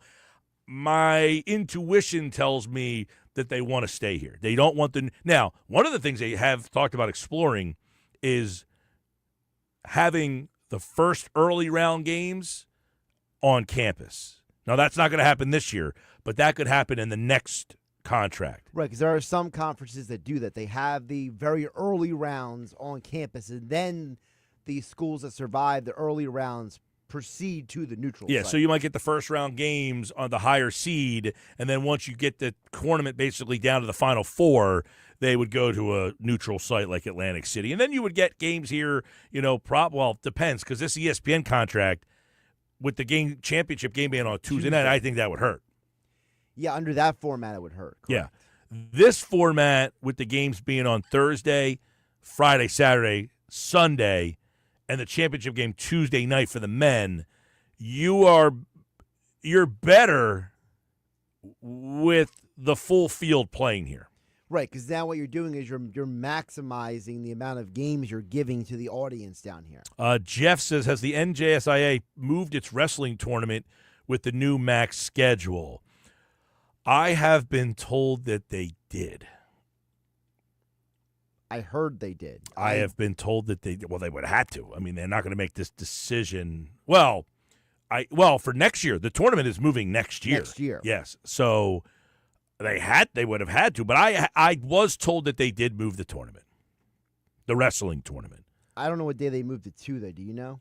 I heard they were moving it, but I don't know the day. Yeah, I don't know when, but I did hear that was being moved to accommodate this. All right. All right, Sports Bash Live, 97.3 ESPN, the 97.3 ESPN free mobile app. Live video streaming on the X platform, YouTube. Bill in Ventnor was our latest qualifier. Congratulations to Bill in Ventnor. We'll see you at Topgolf at Ocean Casino Resort in Atlantic City. That's where we'll be for this year's draft party. This hour of the Sports Bash brought to you by Broadleaf's Plumbing, Heating, and Air Conditioning, your trusted source for heating, plumbing, service, and installation for generations. Call 609-390-3907. When we come back, I will update the poll question over at 973 ESPN. Let's see. After beating the Dodgers 2 of 3, are you more optimistic about this Phillies season? Right now, Josh, the splits are 71-29. 71%, 29%. Simple question. Are you more optimistic after this weekend? Yes or no? I'll update the poll question, give you some time to vote at 973 ESPN. Get on the X platform and vote. We'll have that updated for you coming up next on the Sports Bash.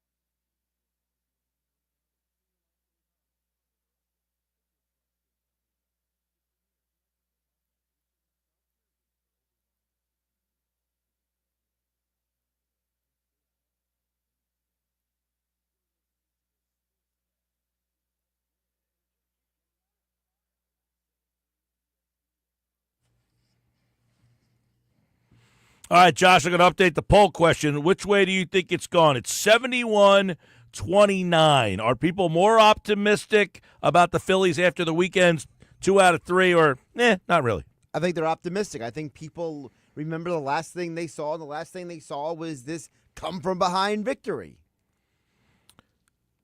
71%, yes. More optimistic. 29%, no. That weekend didn't do anything for them. Are those people miserable, or are they realists? Mike, those are the people that you have described as you hand them a bag of money and they tell you it's too heavy. That's who the 25% is. Well, we can get into this a little later. I mean, did the Phillies win prove anything to you guys this weekend? Let us know. 609-403-0973 on the text board. 609-403-0973. This hour of the show has been brought to you by Broadley's Plumbing, Heating, and Air Conditioning, your trusted source for heating, plumbing service, and installation for generations. Call 609-390-3907, online, broadleys.net. I'm Mike Gill. This is the Sports Bash. We got so much more to go.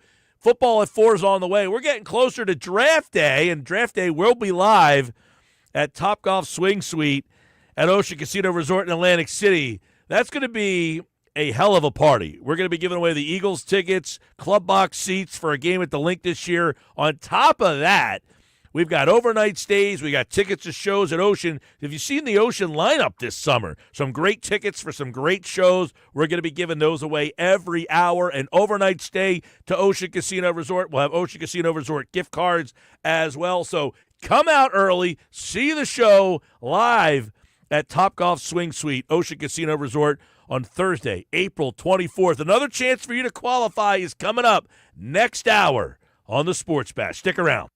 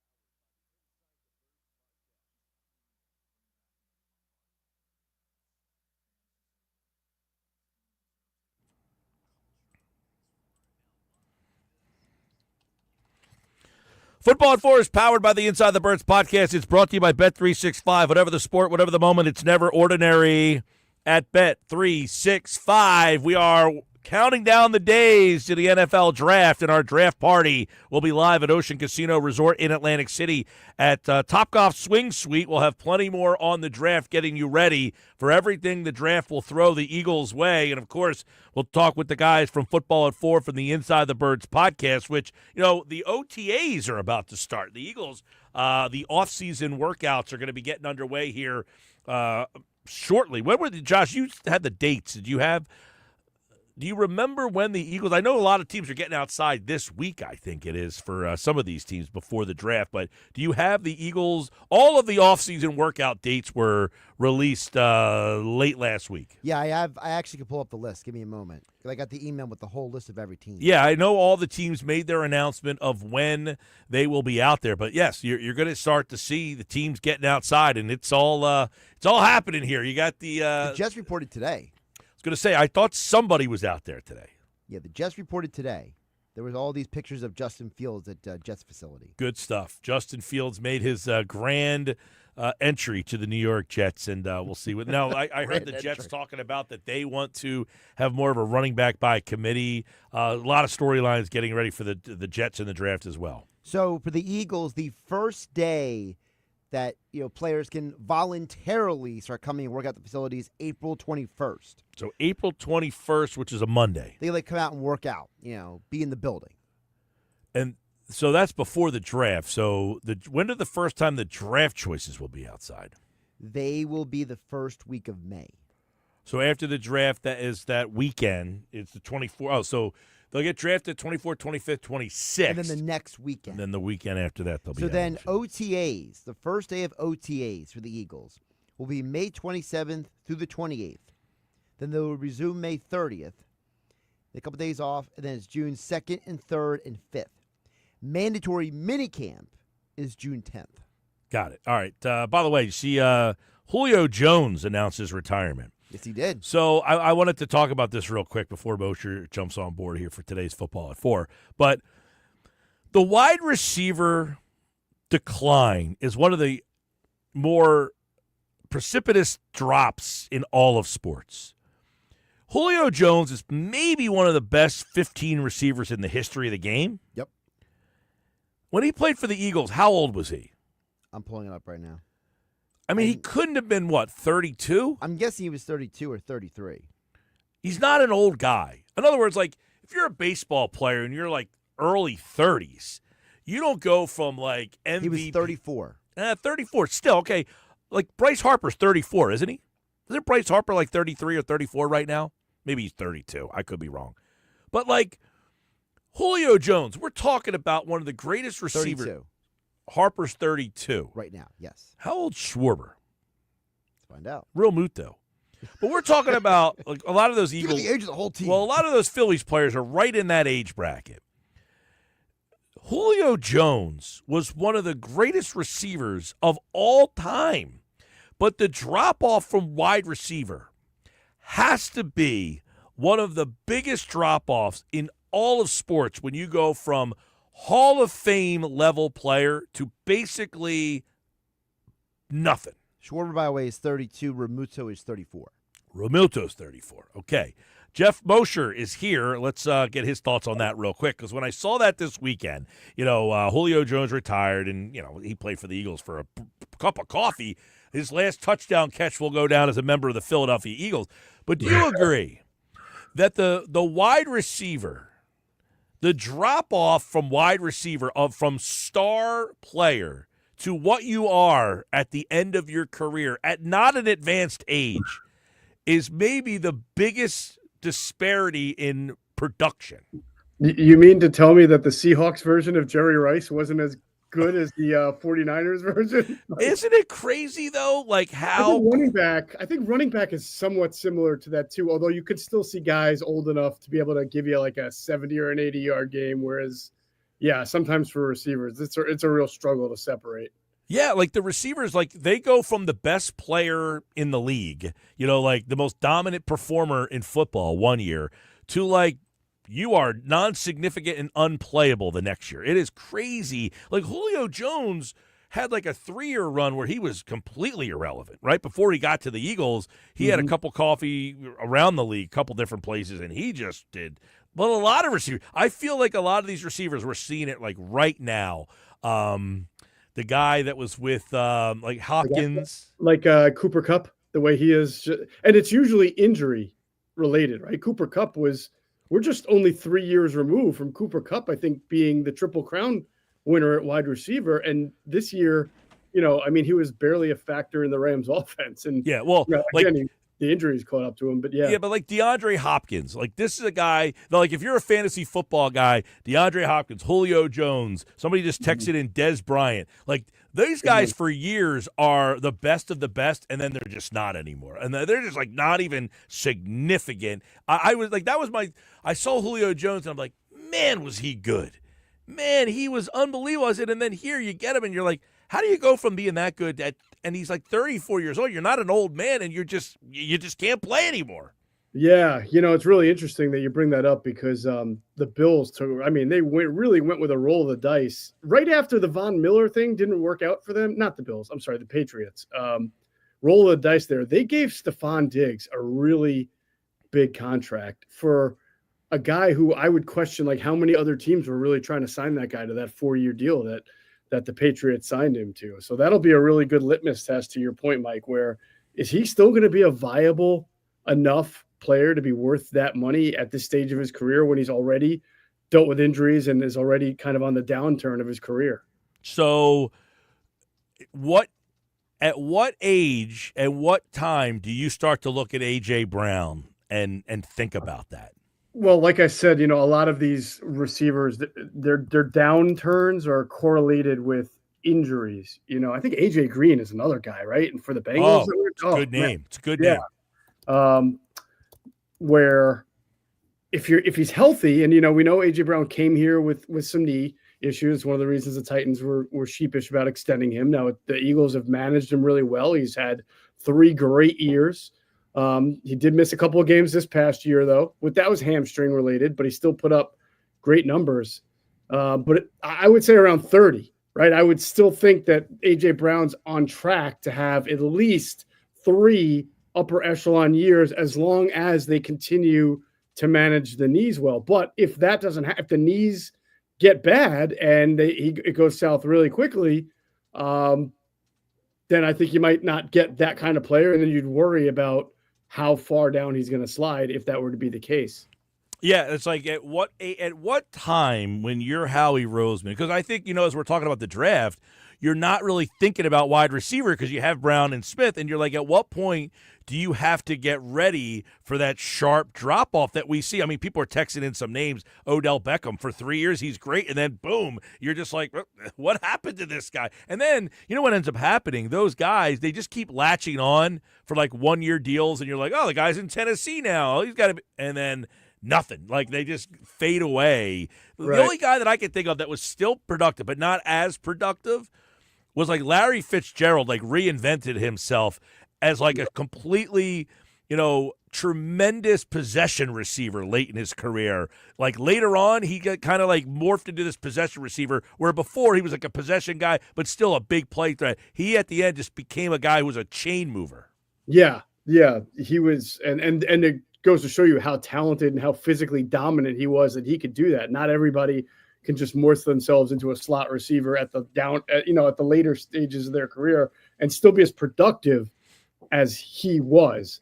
So, there was a name that came into my mind, and now I can't think about it. But, yeah, I mean, it's a position that you fall off the cliff pretty quickly there. Very quickly. And, when I saw Julio Jones, it made me think of Brown. And when is that drop for him? When's the year where he goes from, big play, unguardable to, he lost a step, and it's noticeable. And there's no doubt that the reason why Julio Jones really fell quickly was because of the constant foot injuries that he's had. I mean, there was a lot of maintenance on that foot. And you can understand why he had that also, because he's a freak of nature. I mean, he was 6'3", 220 pounds. Now think about that, running the kind of routes he did, the Christmas, the cuts that he was able to do. I mean, you don't see a whole lot of 6'3", 220 guys being able to run and cut and break and contested catch like he could. But obviously the price tag from that was that he constantly had lower leg and foot injuries. So I want to throw a couple of receivers that changed teams this offseason. Are they in the category of you think they're done, like the arrow's down on them, all right? Mm-hmm. DK Metcalf. No, I don't think the arrow is down on him. Well, I mean, listen, the Steelers don't have a quarterback right now, right? So I mean, if you're telling me that Mason Rudolph is starting off as the Steelers quarterback, then I'm probably going to tell you that, you know, Metcalf may not have their greatest numbers in 2025. I mean, he's coming off a year where he had only 992 yards, and that's with playing with Geno Smith, who's not bad. I think what more is limiting for him is that he sort of runs a limited route tree, and that kind of caught up to him after that first big season in 2020. But physically, he's in pretty good shape. So I would think if they were able to get themselves a quarterback who can get him the ball, that they would get a couple of pretty good years out of him. All right, Deebo Samuel. Boy, that's a long pause for me because he's not your typical wide receiver.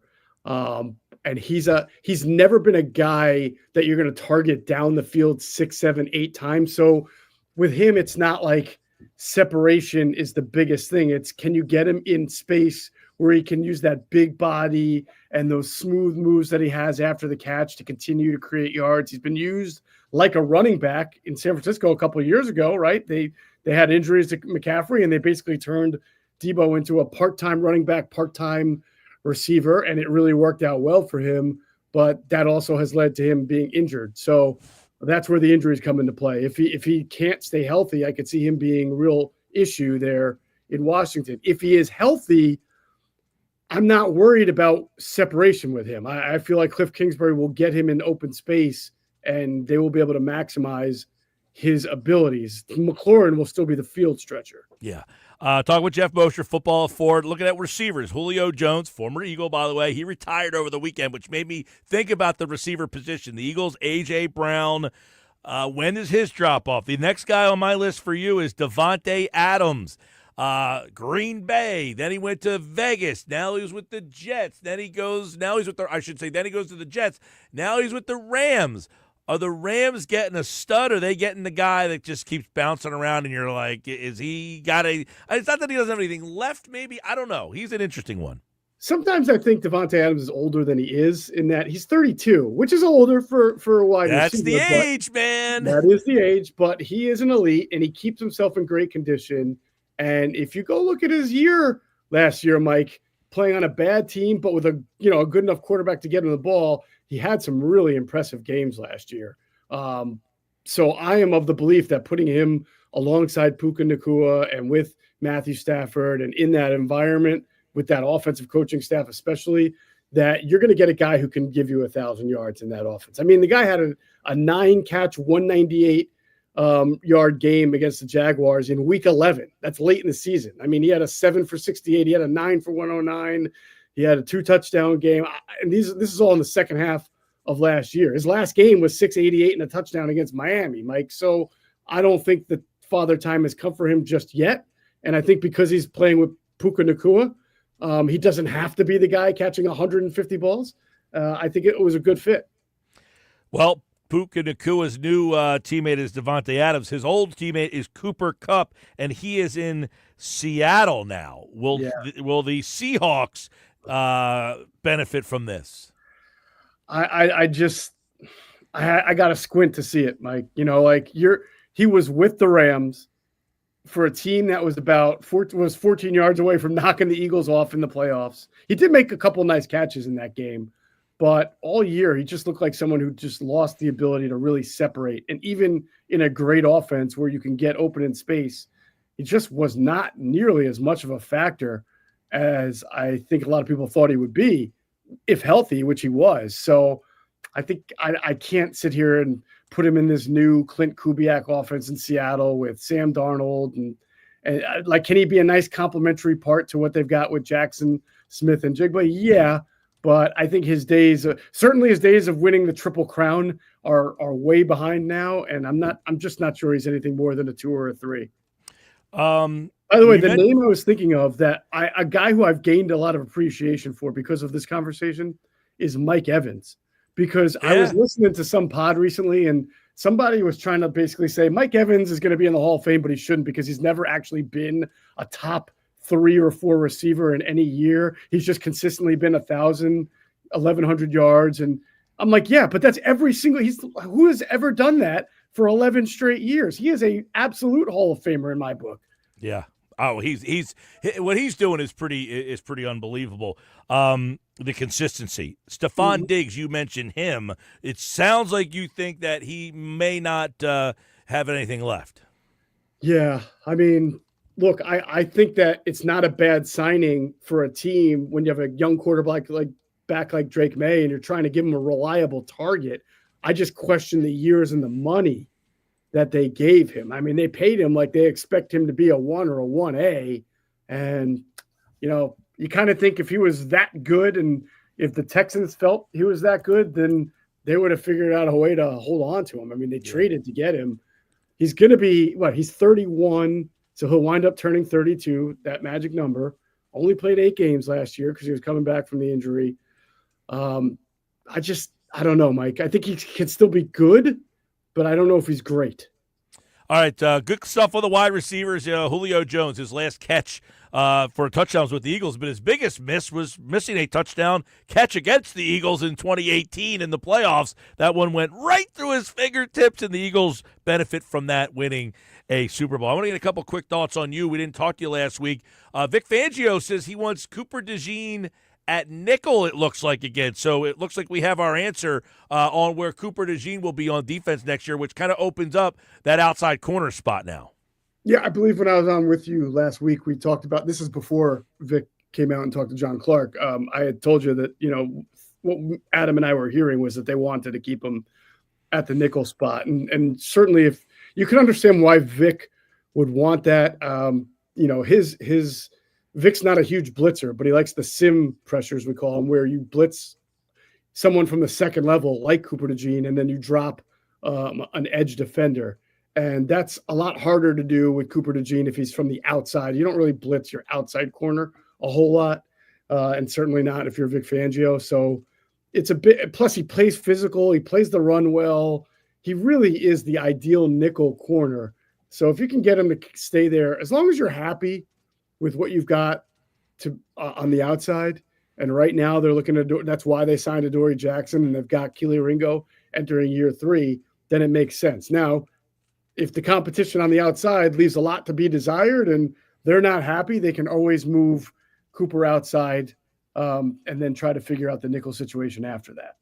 Do you put now corner on the list of things that could be a high priority in this draft? Oh, I mean, it was always on my list, certainly. I absolutely was on my list because, like I said, you've got Adoree Jackson, who's going to be 30, and, he's been kind of around the mill last year. He just signed a 1-year deal with the Giants, going into the season last year. He's not a sought-after commodity. And you got Kelee Ringo, who is a good athlete, a little stiff-hipped, as 6'1" corners tend to be, 200-pound corners.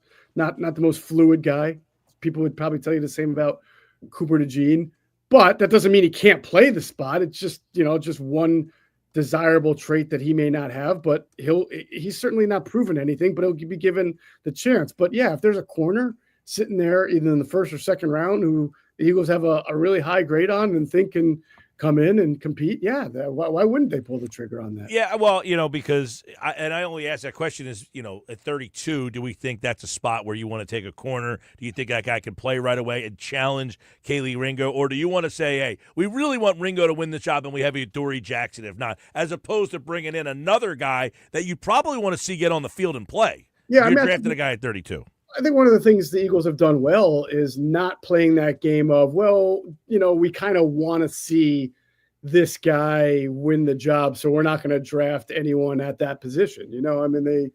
They had some pretty good edge defenders at the time that they drafted Nolan Smith, but they drafted Nolan Smith, and look how important he wound up being. I think the whole point of their approach of let's sign as many veterans to one-year deals as possible to compete with guys we already have on the roster is to draft-proof themselves so they can just go ahead and take the best player. So you're not passing on a player that you have a really high grade on because you're sitting there trying to hope another guy wins a job at that spot. You just want to take guys that you have graded really high. Yeah, I know, you look at Ringo and Adoree Jackson, and you just wonder, is that going to be the battle, or are they going to add another guy into that mix over there? That one, I think, is something. By the way, Eagles get outside on the practice field March 21st. You'll see the Eagles doing some, I guess, organized OTA stuff like that. It'll be the first time they're out there. And then, of course, we'll have more storylines for draft week, which is, of course, April 24th. And you can listen to the draft right here on 97.3 ESPN. We'll get you ready for it with the Football at 4 guys. And I know you guys are getting ready for the draft. You got listeners over there. Say that again. I'm sorry, you froze up on me a little bit. I said you guys getting ready for the draft with a lot of Inside the Birds content over there. Oh, yeah. We're really doubling up this year. We have our annual series with Greg Cosell, the Intel of Greg Cosell, where he breaks down the prospects at every position from tape standpoint. But now we've added an analytical look at these guys. Sam Finkel, our analytics expert, has been doing a great job of looking at each position, all the prospects, and how they test versus their actual production in college and how that compares to past first-round picks, top 100 picks, all players drafted at those positions. And it's just been wonderful to kind of juxtapose both series against each other. And really, you get the full, everything about all of basically the top 150 players in the draft after you're done listening to all the Inside the Birds content. All right, well, we'll have plenty more on the draft leading up to it with the guys. And, of course, Jeff's back on Wednesday after beating the Dodgers. Are you in? Are you now more optimistic? Yeah, let me just say this too. I really think we got to give Jordan Romano some time. He clearly the injury last year impacted him. He had great. I heard you reading his stats, and I watched him. He was a terrific reliever for 3 straight years. We do know sometimes relievers fall off the face of the earth like wide receivers, but those are normally like the 1 year one, like a Jean-Marc Gomez who gets you 37 saves, and then the next year he's got a 6-something ERA. This guy's too good, Mike, to just fall off the face of the earth. I just think he needs to get his fastball back and then work the slider off that. So he needs time. I'll tell you what, that's a pretty big drop-off. He's 97, 98. Now he's 91, 92. I'm a little because I agree with you. I liked him in Toronto. I thought it was a smart little, sneaky little signing. We'll see what ends up happening with Jordan Romano. All right, Moshe, we'll talk to you later this week. See you, my man.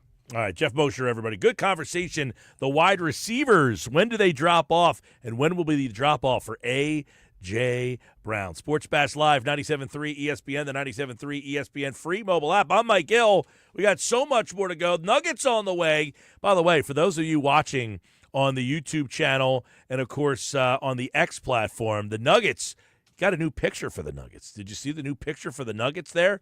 We got the Nicky Nuggets picture up on the screen. See the new Nuggets picture there, Josh? I know Nick was wondering when you were going to update that. So I didn't get the picture. Well, that's what I told him. I said, you sent him a picture, Gill will update it. Well, he did it himself. Oh, so he circumvented. Well, I didn't know the picture existed. Oh, my goodness. It's from this weekend. He got a new picture this weekend. I know that. Yeah. So how would I have done it? I didn't know. But I saw the picture. He emailed it to the text board. So I was going to update the picture, and he already did it. He was in here this weekend. Those of you watching on the YouTube channel, see the Nuggets' new picture? Check it out on the X platform and on YouTube. More Sports Bash. Nick Nuggets on the way. That's next. But right now, I need caller number 7 at 609-573-3776. 609-573-3776. Caller number 7. You have a chance to win a pair of Eagles Club Box tickets for a game at Lincoln Financial Field to see the Super Bowl champions at a home game this season. You must be present to win at Ocean Casino Resort at Top Golf Swing Suite on the day of the draft, Thursday, April 24th. We'll have overnight stays. We'll have tickets to casino shows at Ocean Casino and tons more prizes every hour on the Sports Bash. Caller number 7, it's your chance to get in right now. 609-573-3776. Good luck, and listen for bonus chances this hour.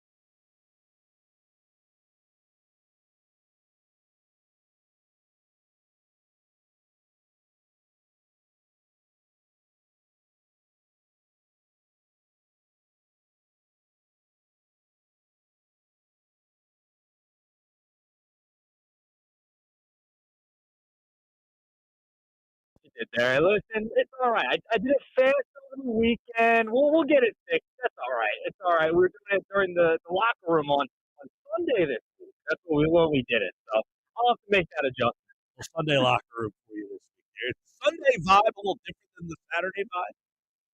On occasion, yeah, it's a little different than a Saturday vibe. Saturday is kind of all over the place. Sunday is a little more relaxed, I feel like. Coming off a Saturday night, or a Sunday morning, everyone's kind of more relaxed, I feel like. You don't get as juiced up as Philly swine on a Sunday than a Saturday. A Saturday swine and a Sunday swine, a little different. A little different. Yeah.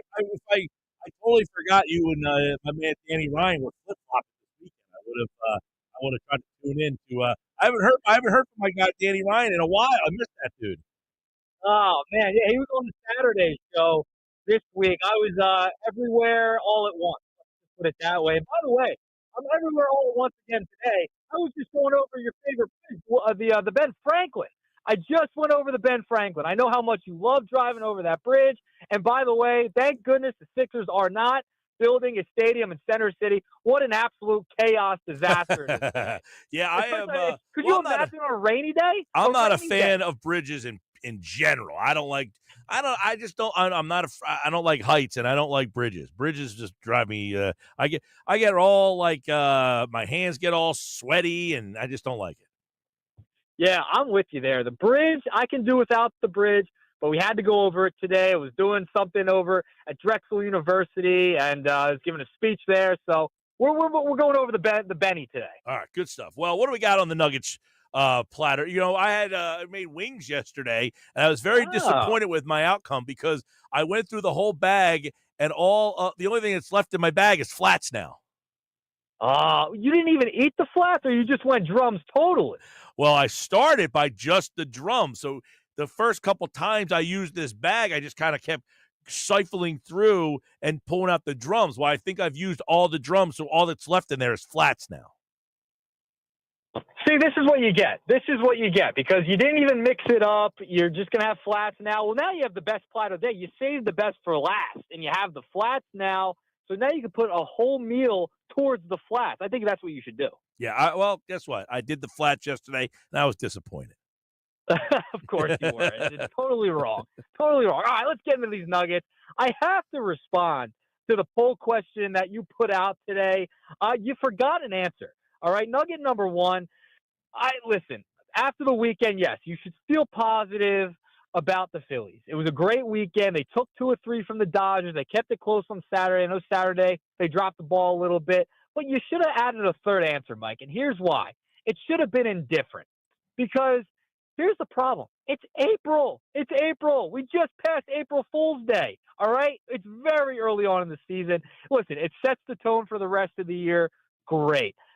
The problem you and I have talked about ad nauseum on the Nuggets is that this team seems to fall apart all at once. And if it happens at the wrong time again, then what do I have to look forward to? You know what I mean? I know, enjoy the ride. I understand that. But this weekend, very positive. But I'm feeling indifferent. I don't know about a World Series run, a deep postseason run. I feel like they are contenders. They're a really good team. They've had the Dodgers number. They're 7-2 against the Dodgers in the past 2 seasons. They've had their number. Great. Show me in the postseason. It didn't change anything for me for the most part because I saw some of the negative things that we've seen before, and we've seen some of the positive things we've seen before from this Phillies team. So you should have added indifferent. I need a third answer on that poll. That'll be my answer. Well, you're not wrong about that, but I feel like most Philly fans generally are on the extremes. It's either this is the World Series team or they stink. There's very little in between. But I think what most Phillies fans entered this season with is, I think it's a good team. I'm just not sure it's the best team. I'm wondering if this weekend changed anybody's opinion on it. That's all. I think you saw a lot of good this weekend. A lot of good. I mean, the offense was great yesterday. They almost gave it up, and then they battled back. The Phillies are a good team. I mean, we have to remember that. Like, we get too low, like you mentioned. We're so extreme all of the time, and one game's not going to change everything, okay? We're just always on the extreme here in this area for some reason. They're a good baseball team. They should make the playoffs. They should make a little bit of a run. They should make some noise because they have a lot of talent on the pitching staff and they have a lot of talent in that lineup. It's just, are they going to produce at the right time? That's why I just feel indifferent. Like, I didn't get too high on this Dodgers series. Like, it's great. Yes, Ohtani was not good. Christopher Sanchez had him looking silly. So did Jesus Luzardo. I mean, he couldn't do anything all weekend. So I get it. It's a lot of positives coming out of this because you beat the Dodgers, the defending world champs, and that is something that you should be, excited about. All right, we just beat the world champs, and we're 7-2 against them in 2 years. Like, that's pretty good that they've had their number, and that can mean something in the postseason later on. It's just the Phillies, we know what they are at this point. The team has not changed barely at all since last year. So I think I'm tempering the expectations. I'm just even keel at this point, even after beating the Dodgers this week. Well, I will say, the one thing that I took away is I don't know that they're any better in terms of World Series contenders or I believe in them more or this, that. It just showed me that this team is not overwhelmed or in awe of the Dodgers, right? It's one of those things like you almost felt like, the last couple of years, when you played the Braves and the Braves came here and they were the division champions, you lost the division by 18 games, and yet the Phillies didn't seem deterred at all. In fact, they said, we relish playing the Braves. It felt like that this weekend, where everybody's saying the Dodgers are the best, and they spent all the money, and it's the Dodgers, Dodgers, Dodgers. But it felt like the Phillies said, that's fine, we're okay with that, and it just seemed like they were willing and ready to play the Dodgers as opposed to kind of in awe by the Dodgers. Yeah, absolutely. It wasn't like they were like a young team playing against the top dogs. They were it wasn't like that at all. It was like it seemed like they knew they belonged with the Dodgers. Like, even though the Dodgers won the World Series, okay, great. We're still a veteran team and we can compete with this team. And they showed that. And I think it just goes to show the tone. The tone of this team this year is so businesslike. We've been used to this team having fun, partying, the Stubbs of the world, the daycare. This is a business trip now. Like, everything's a business trip. It's a business plan heading into this year, heading into every game, and they're serious. It feels like they're so serious this year. There isn't that kind of childlike. I don't want to say childlike because they were winning games, but it's more of a business tone this year. It is, but listen, that's not different from years past, in my opinion, anyway. Because yes, you're right about, I guess, like the daycare. They've kind of grown up a little bit. They're not doing the seeds and the water and all that stuff. You're right about that.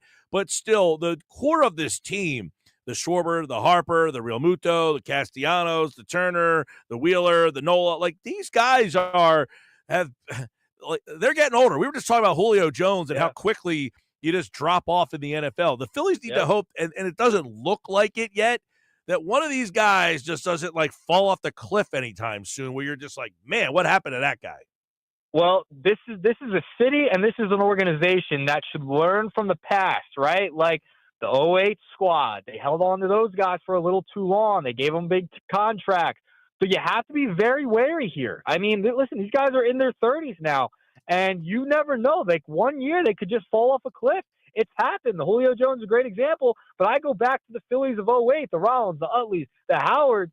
They started getting hurt a lot, right? So that's another concern. While, yes, JT had a great night on Friday. I was down there with the Schweiner and sitting with Schweiner in the press box.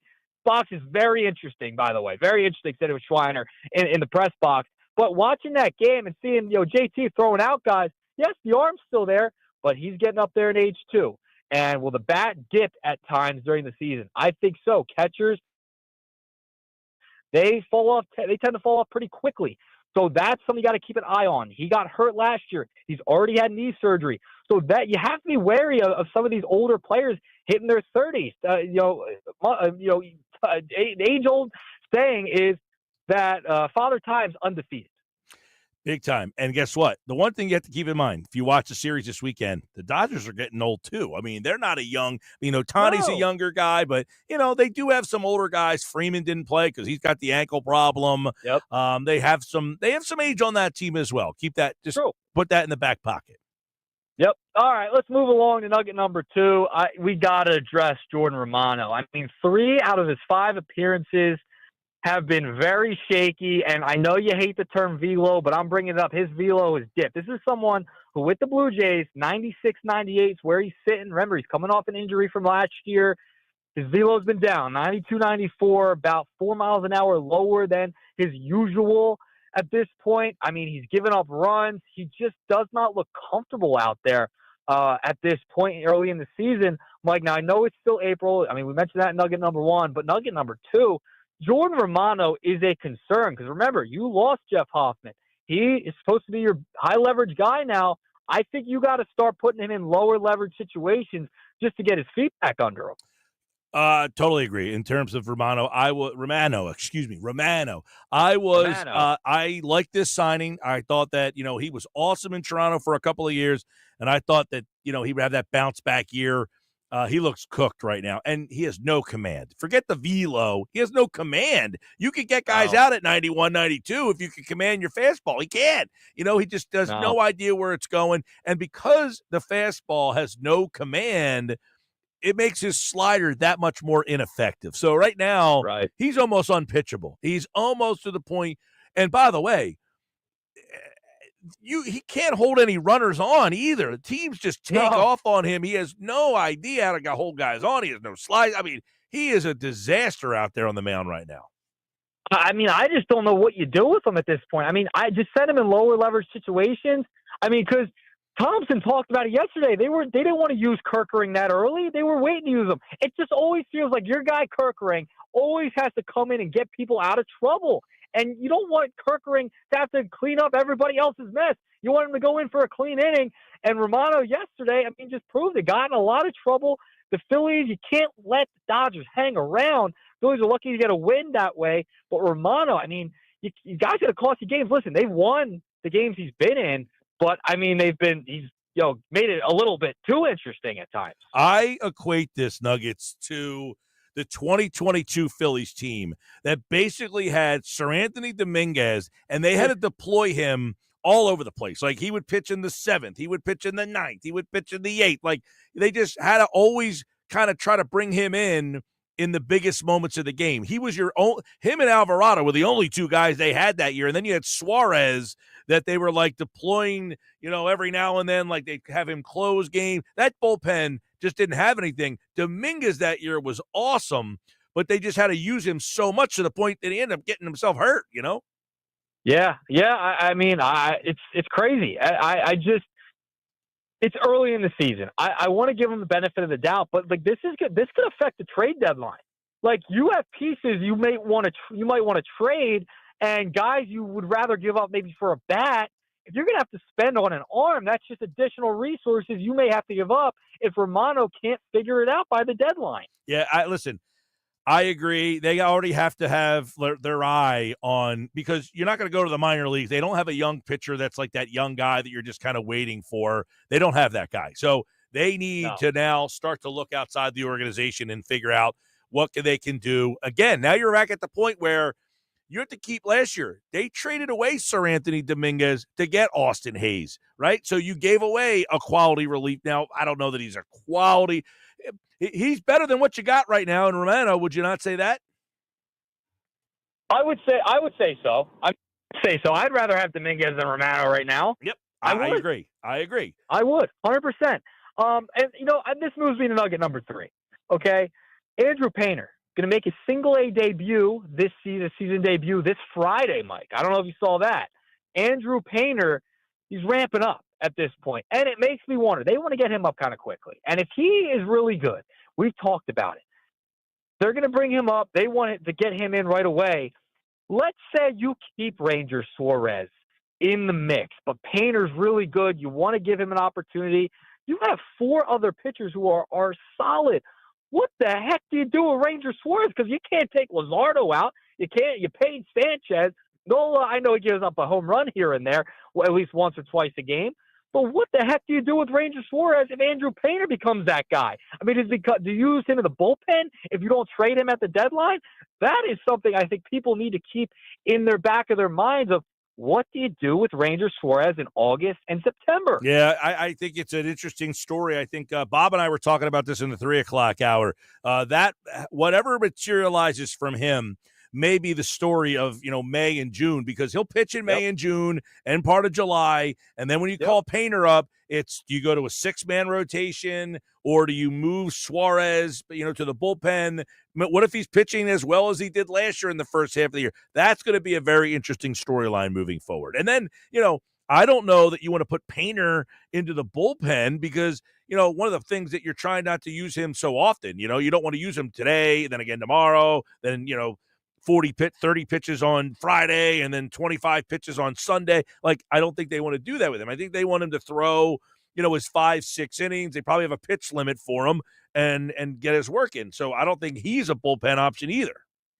Yeah, I mean, listen, you could equate it. Maybe they do what the Nationals did years ago with Strasburg, right? Remember, Strasburg was on that pitch count, and they just shut him down. He just stopped pitching. He was healthy, and they shut him down like years ago. I think it was his rookie year.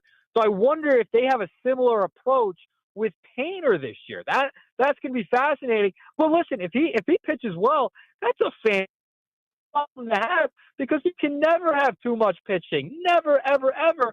But who's going to start?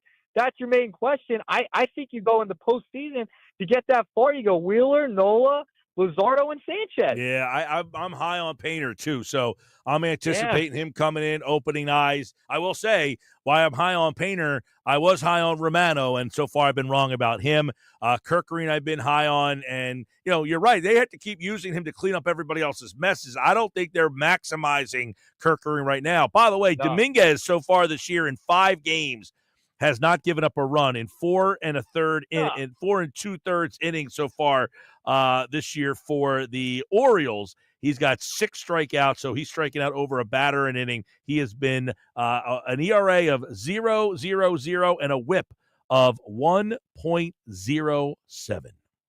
Yep, and the Phillies got Austin Hayes, so from the Orioles because they made 18 trades with them last year. But it is what it is, Mike. A nugget for you, 3-pack of nuggets today.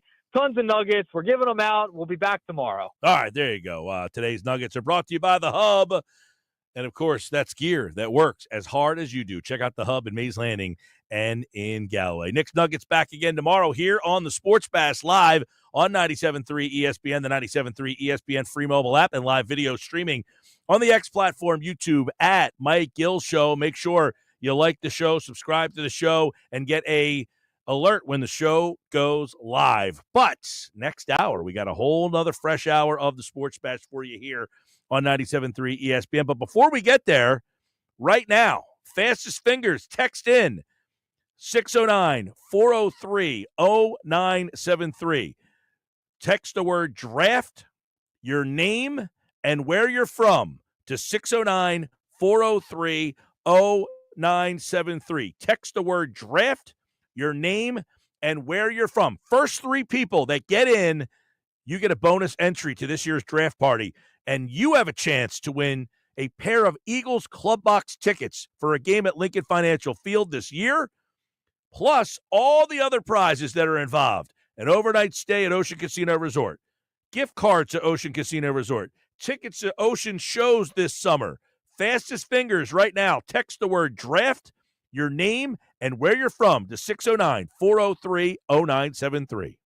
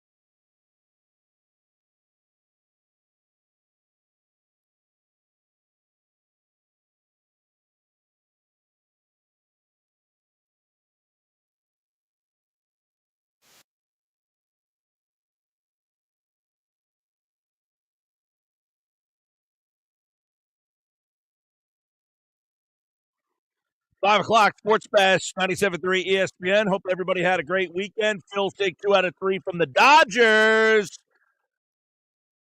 Should we take the Phillies more seriously? Is it time to buy in? A lot of us are kind of like, they didn't make any moves. I can't buy into this team. Does simply beating the Dodgers 2 out of 3 in an April series do enough for you? Well, time for another edition of Rye or Sky. We'll debate that topic and more. I know we got a lot on our plate today. Ryan Rothstein is back for another edition right now on the Sports Bass Live, 97.3 ESPN as the Phillies take 2 out of 3. They do it in a lot of fun games. Yesterday was an 8-7 comeback at a grand slam, pitching duels on Saturday and Friday night. Luzardo looked aces. So much to break down from the 3-game series. Let's start there. And what do we got today for today's Rye or Sky? What's up?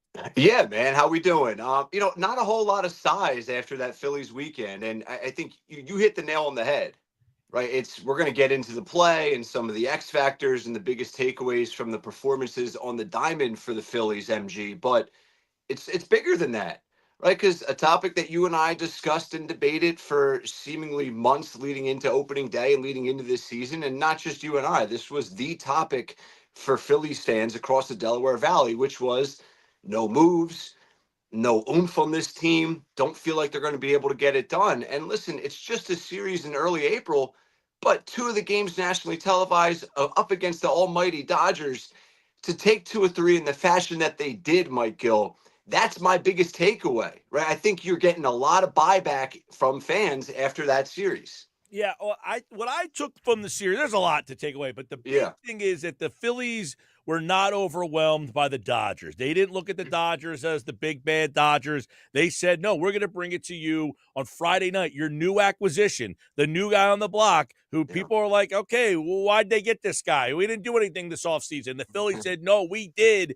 We got this guy, and that Dodger lineup is going to have trouble if they have to face that guy. So I thought that was a big storyline, was Luzardo really introduced himself to the Phillies fans, and now plus 4,500 makes me want to throw a couple shackles down on him because, he leads the National League in strikeouts right now. He had a dominating performance against the best team in baseball.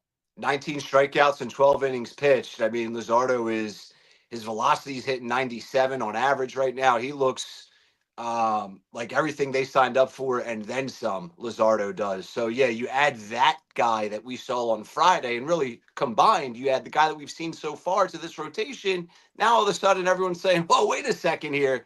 We're getting a little bit more than maybe we assumed, to your point. So, yeah, I think this series was a statement series. And it came at a critical point, which was a point at the beginning of this season to tell fans across the country who are Phillies fans, like, hey, this is what we're about. And we plan on going toe to toe with this other team out West in LA. That is the Dodgers. So a lot of positives. Well, and keep in mind too, the Phillies, I said, it reminds me a lot when they played the Braves, where the Braves were 18 games better than you in the division. And the Phillies were not deterred by that at all. When the Braves came to Philadelphia, or in fact, when the Phillies went to Atlanta for game 1 each year, they took the fight right to them. Now, these games were in Citizens Bank Park, which is going to be a little different. You would imagine that the Dodgers over a long season will probably end up winning more games than the Phillies, so you would have to go to L.A. But, hey, now it makes it an interesting thing for the race for that number 1 seed. You want those games at Citizens Bank Park and make the Dodgers have to feel like, the Phillies have won, I think, 4 straight series against the Dodgers. Are the Dodgers going to become the Braves where they feel like they can't win in Philadelphia? So that will be an interesting story as this year now, because keep in mind, the Phillies will go out to L.A. one time this year, and then they will not play again. So this series will be long gone in their minds by the time, they would face off in a playoff series. Yeah, and that's, you bring up a good point, which is it would be so great for baseball if there was just a best of 7 between the Dodgers and the Phillies, right? It just feels like there's a really potential awesome rivalry for these 2 current roster iterations on both the Dodgers and the Phillies. It would make for, my goodness. I mean, we got a glimpse of it obviously this weekend, some excellent baseball. I think Major League Baseball needs a best of 7, and that rivalry really renewed between the Dodgers and the Phils, man, because it's there. It's there for the taking. It's not only there for the taking. You're right. You got star power everywhere. I mean, you have a situation where you would have, Ohtani, Betts. There was no Freeman this week, and then Harper and Schwarber and Turner. And, Yeah. yes, it would be a big series, but it could be the offense gets overshadowed by the pitching on both sides. Friday night, both teams couldn't get anything going. The Phillies go up 3-0, and then boom, Romano comes in, and he was a storyline this weekend. But the pitching was the story in the first two games, and then yesterday, for the most part, you had the back and forth nature that the offense brought to the table. But I think if they play in a playoff series, you got to look at the Phillies starting pitching as the better unit. But I think the Dodger bullpen is better than the Philly bullpen. Yeah, I would agree. Absolutely. And that can sort of transition us into one of our many topics here. But the next topic that I wanted to hit on is just your biggest takeaway from this series, because there's a lot of good options. I don't know how much you discussed this. I'm sure you got into it a little bit already earlier today throughout the show, but still curious anyway for both of us to name it. Want you to start just your biggest overall takeaway, because you hit on starting pitching versus the Dodgers starting pitching. You hit on bullpen versus bullpen. Certainly some options that we can key in on here for this topic, but what say you? It's a great kind of like overall vantage point of this series, kind of like the 50,000 feet look up in the air. I wonder if the Phillies bullpen is a problem here, because Jordan Romano, I think, was the story of the weekend. Friday night, he can't get out of the inning unless Real Muto fires a guy out, stealing, strike him out, throw. Now, you could say, well, he did get the strikeout and then the throw out, but it's not that. It's the command. He has no command. His fastball is not where it was. And then on Sunday, they go back to him, but they bring him in a lower leverage situation, and he can't even get through the inning. They have to get him out, and he was all over the place again. And then after the game, Thompson acknowledges we're concerned about his velocity. Could it be a dead arm thing? And he's saying, no, there's no red flags. There's not an injury here. And then Romano's like, I don't know what the problem is. All of that leads to they signed him, right? Yeah. And made him the closer. That was evident. He was the closer. They used him in ninth inning situation on opening day. He failed. They brought him in on other he has not been good once in any of his 5 appearances. He has not been good. So if they went into this season saying he's our guy, they got a problem. Yeah, I mean, they have a problem. This is a guy that in 3 of his 5 appearances, he's given up 2 runs or more in 3 of 5. It's not good. This was supposed to be a key acquisition, a huge addition to this Phillies bullpen to not only just bolster it, but for him to play a key role in it, to your point. And now this is a guy that I don't trust. And more importantly, Rob Thompson doesn't trust probably to go out there in any situation to get any type of outs, regardless of the magnitude. So, that's a concern. That's a problem. I don't know what you're going to do with this guy. Hopefully it's just some early rust. I don't know what to call it, because like you said, no injuries, nothing they can pinpoint at the moment. And that's even scarier when it's something that you can't pinpoint. Yeah. So, and that's another thing is you brought him in, you let 2 arms go, Hoffman and Estevez. Yeah. Now you seemingly are an arm short again. And I liken this bullpen to the 2022 team. Yeah, they went to the World Series, but they ran out of gas. You had Alvarado and Dominguez pitching almost every single night because they had nobody else that they trusted. And now you're going back down the same road where it's Kirkering, it's Alvarado, and you could throw Strom in there, but he's not himself right now. No, yeah, it's a good point. He's not. And it's like, so what do they do, right? It's still early, right? We can say that for a while. That's the one thing that we have on our side at the moment, but it doesn't mean you shouldn't be a little bit nervous or concerned like we just outlined and illustrated. I want to work in Sosa into this conversation because, my goodness, he's the talk of the town right now, and rightfully so. How do we get this guy more, quote, minutes, get him on the field more?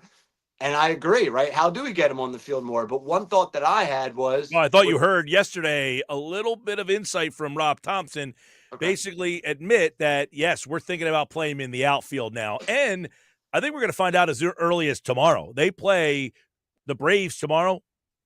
Chris Sale, lefty, is pitching. Tomorrow would be the day. If you're going to play him in the outfield, tomorrow's the day. You got a lefty who's like a slingshot artist out there coming from a whipping left hand. I would imagine that Sosa's going to be in left field or center field tomorrow. Yeah, I heard that, and that's been picking up a lot of steam. I'm sort of looking big picture here as well a little bit and saying, this is a great trade asset now, right? Like, there's a couple things that I think of.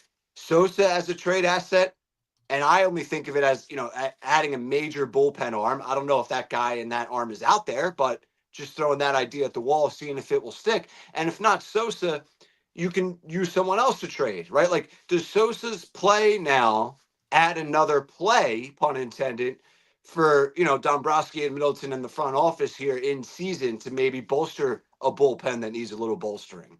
Yeah, and I would imagine you got to now have your eye on possibly look if you stick Romano out there. Thompson said yesterday, yeah, we might have to start thinking about putting him in lower leverage situations. He came in the 7th yesterday. I mean, when else are you going to use him? Exactly. I mean, you're going to bring him in the 5th. So how much, and then how long are you going to give him to work the goodwill back to where you feel better about him? I feel like they already have to have their eye. Look, if you look back to the trade they made last year, Austin Hayes, Sir Anthony Dominguez, Hayes was a nothing burger for you. Dominguez right now, I guarantee would love to have him back. Yeah, no, absolutely. And I'm thinking about adding a bullpen arm, even if Romano comes around a little bit, but especially in his current state. I mean, that is, I don't want to say red panic alert, but it's close to it. Like this bullpen, should be a concern because come playoff time, this bullpen is not, I don't think, up for the challenge. If the playoffs, I know the season just started today, but if the playoffs started today, this isn't a playoff World Series bullpen in my mind. Would you agree with that? 100%. Yeah. I mean, if you are in a Game 7 of the World Series in the 9th inning, who are you turning to? Is it Alvarado right now? Yeah. Probably he would be the guy. Yes. I mean, Kerkering just, for whatever reason, they have not kind of fallen in love with him as the guy. They use him more as the cleanup guy, like in terms of there's a mess in aisle 2, go clean it up because Romano can't get out of it. They didn't want to bring in Kerkering in that spot yesterday. No, not at all. You can tell they didn't. And that's not the spot. Like everyone's pushed back a little bit. Everyone's in a different role or finding themselves in a few different roles now because of the Romano concern. So yeah, it's valid, but I'll ask you, would you trade Sosa?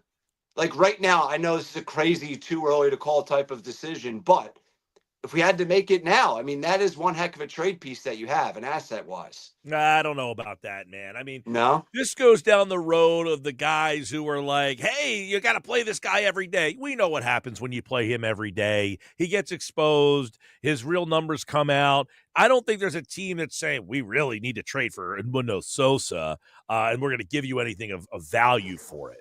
Yeah, it would have to be someone dealing with an injury. So yeah, Look, I guess that's fair. He would be a guy, if someone suffered an injury and they need a utility guy that can play everywhere. Look, this happens every year. There's the guy, I go back to like John Mayberry Jr. He got a bunch of playing time. He hit a bunch of home runs. And then next year, the Phillies handed him the left field position and he got exposed. Everything has suggested when Sosa has been giving regular playing time, the more he gets exposed, he chases more. He tries to do too much. He's very good in these short little bursts, and he gives you a spark plug. And I look at the Phillies and say, what if they lost that spark plug? If you're starting him every day and the next thing you know, he's hitting 260 as an everyday player, you lose the energy that he brings in those moments. Yeah, no, it's a great point, and it's something that they should be considering, right? My thing is, all right, they obviously are closer to the situation. They know more than we do about him potentially starting to play now every day, if not more. I don't know. Is he John Mayberry Jr. then? Like, do you think he is like, or maybe he turned a corner and maybe he's a guy that can play every day, right? Like, I don't know. I tend to agree with you with the point of him not being an everyday player, but maybe he can prove us wrong. Well, is he John Mayberry Jr.? John Mayberry Jr., the problem with him was he was a power guy. He hit a bunch of home runs, and then his swing was so long, people just figured it out. He couldn't hit. He was a 215 hitter with a little bit of power. There's other guys who have been in this boat. I keep going to Mayberry because the fans just fell in love with him because he hit a lot of homers. And it felt like he would come up and pinch hit or play on like Sunday afternoon and hit a home run every time he played. Yeah. Yeah. And he did have that stretch where it seemed like every time they plugged him in, he had a timely home run or just a flat out home run. And everyone's like, dude, this guy needs to be in the lineup. And then obviously it didn't pan out. But I think it's a great comparison, not literally player style wise, but just of clamoring to want to see a guy more and it not working out. Yeah, absolutely. And listen, I go back to the Phillies have him. People forget he started a game in the playoffs last year when Bohm got benched. He was the third baseman. I don't think Yeah. anybody's clamoring to say what he did in that game, right? It's not like you're looking Right. back at that game in the playoffs because Sosa is an energy guy. He is the guy. There's a reason why, like, he was with St. Louis beforehand. Does anybody remember what the Phillies gave up to get him? Not a lot. Yeah, I don't remember. I know it wasn't much. Yeah, Jojo Ramirez. That's right. Okay. Oh, Romero.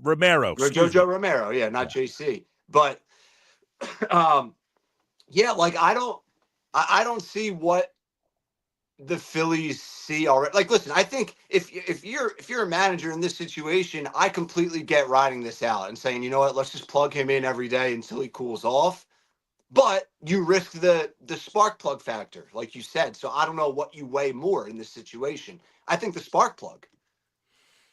Yeah, and listen, it's not only a spark plug, it's also an insurance policy like last year. When you lost Trey Turner, you didn't lose anything because you had a spark plug. If you lost Bryson Stott for 4 or 5 weeks, I know there's some people that would say I'd rather see Sosa than Stott. But if, let's say, Stott got hurt, you have a guy that could fill in for any of your 3 infielders if they got hurt for 3 to 5 weeks, and you probably don't miss a lot. Yeah, no, but to your point, anyone would rather this version of Sosa, but this version is not really him, right? So it's like, it's not fair to Stott or anyone in that infield to say, oh, no, we'd rather have Sosa. You'd rather have this streaking version of Sosa who's not going to be sustained. Like, well, what I would ask these people, okay, and I do this with I don't know how many people play fantasy baseball out there, but if you're a fantasy baseball player, Sosa's hitting 550. Yeah. Are you flying to the waiver wire to go pick him up right now? And you might say, well, he's not playing every day. Okay, then my retort to that would be, if the Phillies announced that Sosa was going to be the everyday third baseman, are you really going to pick up Edmundo Sosa and plug him into your fantasy baseball lineup? The answer is no, you're not. So don't kid yourself with what you envision Sosa being, because you're not hitting 550 all year, okay? There's a sharp decline coming, and if he played every day, I think that sharp decline would be coming quicker sooner than later. Absolutely. Yeah. You're not. That said, he should be applauded, and the Phillies should, okay, they should try to maximize this stretch of him while they can. Right. I think that's the best way to say it, is to try to maximize and, elongate this hot streak that he has on his side. So, yeah, I get trying to work him in the lineup a little bit more, but you also have to be careful at that coming at a cost negatively to someone else that is arguably more important to your team's future than Sosa is. That's just the reality. And I would go back to Sosa's a 29-year-old journeyman utility player. He has no trade value. Right. Well, I don't know. I think he could have some. I think if he's playing like this, which he won't be, but if he was playing like this right around the deadline, I think you could maybe sell high. I'm not saying getting the best bullpen arm out there, but you could maybe leverage and squeeze a little bit more out of him in a trade than typically you could. I'm not saying a big difference, but maybe a slight difference. Yeah, for whatever that's worth. Look, last year you traded Sir Anthony Dominguez for Austin Hayes.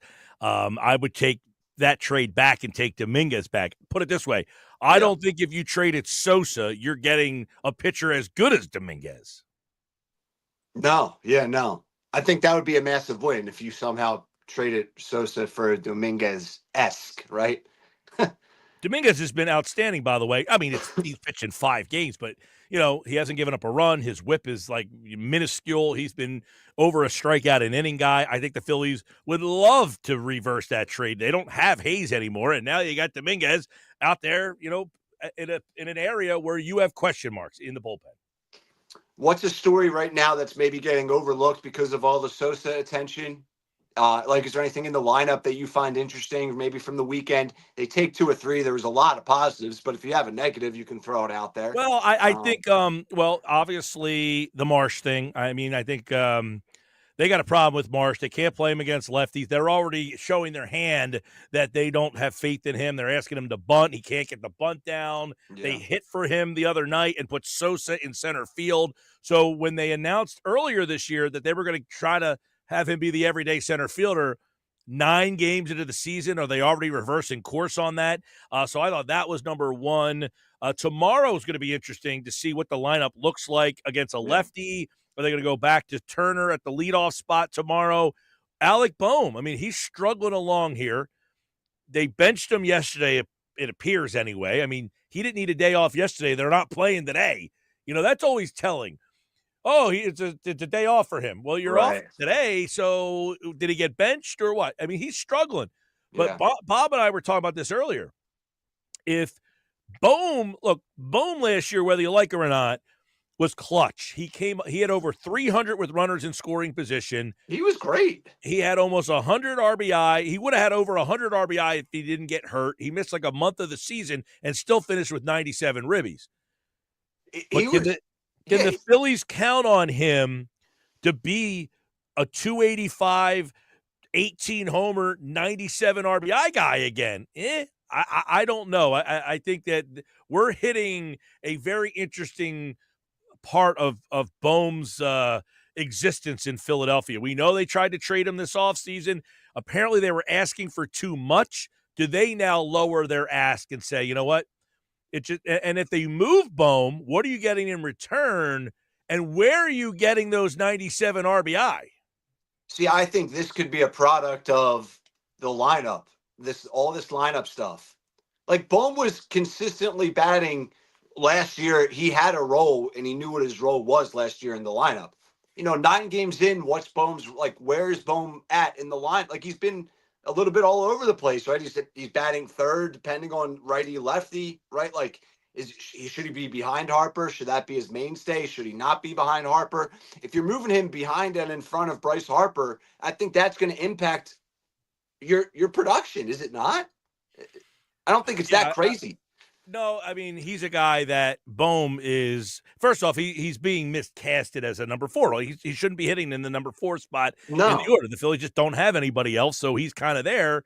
Really, he should be hitting, 6, 7, somewhere a little bit lower in the lineup where, what he does plays a little bit better. You have him in a spot where you need some more power and production, and you're not getting it from him. So that's a tipping point this season, I think, is Boehm was not a problem last year because the first half of the year he was producing at such a high level. When he got hurt, that production went down.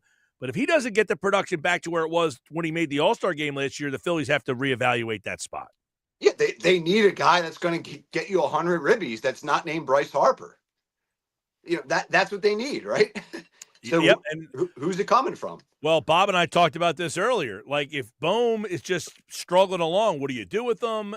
Do you just make the decision to put Schwarber in the 4 hole and just keep him there instead of moving him back and forth, depending on if it's a righty or a lefty, and just put Turner in the leadoff spot? And I'm not a Casty, like a huge Casty supporter, but maybe at what point do they say, let's throw Casty in the 4 hole? I don't know. See if he can, get us 90 to 100 ribbies. He could. He could, but I mean, his problem is he's so inconsistent. I mean, last year he had a good second half of he was horrible for 2 months, and then he was really good for the final stretch. But even as good as he was at the end of the year, you look at his numbers and you're like, okay, he had a good year, but he wasn't like, wow, look at the year he had. So I think you need more than that. I think you need more than Castellanos. You need more than Real Muto. You need more than Boehm in that spot, and they don't have it right now. All right, Sports Bash Live, 97.3 ESPN, the 97.3 ESPN. Free. Got another segment coming up. Stick around for that. Plus, more Sports Bash on the way. Tomorrow, Wednesday show, Masters Week. We're going to get into the Masters. Cam Rogers will join me. Get you ready for the Masters, how to bet it, all that stuff. Can you believe it's Masters Week? Masters Wednesday with Cam Rogers from Believe on Wednesday's show. Masters Week is here. More Sports Bash coming up on 97.3 ESPN. There it is, the contest sounder, 609-573-3776. Caller 7 right now. You are entered for this year's Sports Bash Eagles Draft Party at Ocean Casino Resort Topgolf Swing Suite. A pair of Eagles Club Box tickets are on the line, baby. Club Box seats to see the Super Bowl champions. Plus, you can win an overnight stay at Ocean Casino Resort. You can win an Ocean Casino Resort gift card. Tickets to Ocean Casino Resort shows this summer. You must be present to win on Thursday, April 24th at Ocean Casino Topgolf for this year's Eagles Draft Party with the Sports Bash. 609-573-3776. Caller number 7. Good luck. One more chance to enter tonight on game night.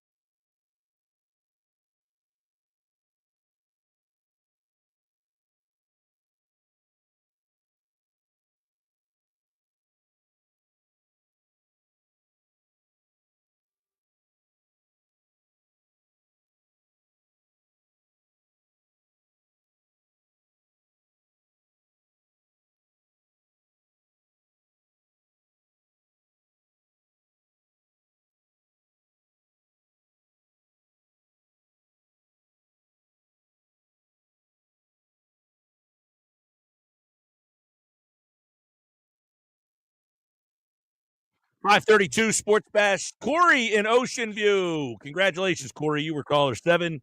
We'll see you at Ocean Casino Resort for the draft party Thursday, April 24th. It's going to be a huge, huge party where we're giving away Eagles Club Box tickets plus prizes every hour. Longest drive.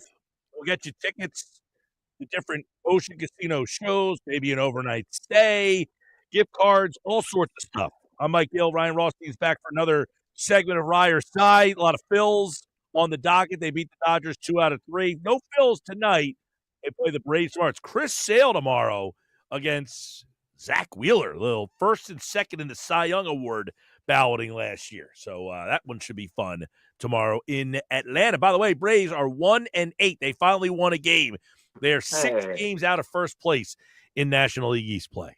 Hey, good for the Braves, man. Was really worried about them for a second.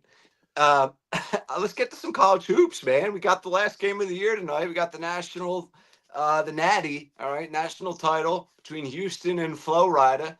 Good matchup, but I wanted to throw something at you based off of our previous college basketball conversations, MG. The top 8 guys on each team are all retaining players, which means they all played for either Florida or Houston last season.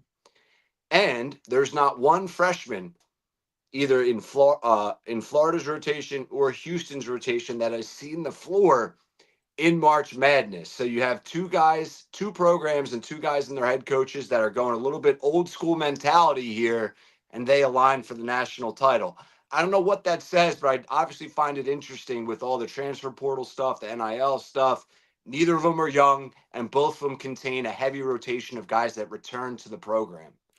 Well, I think it says stability helps, no question about it. And that Houston team, they were knocking on the door last year. It was disappointing for them when they lost. Like, people kind of forgot about them because it was a disappointing loss. But you're right, all those guys are kind of back now. People forget, too. We talked about this in the 3 o'clock hour.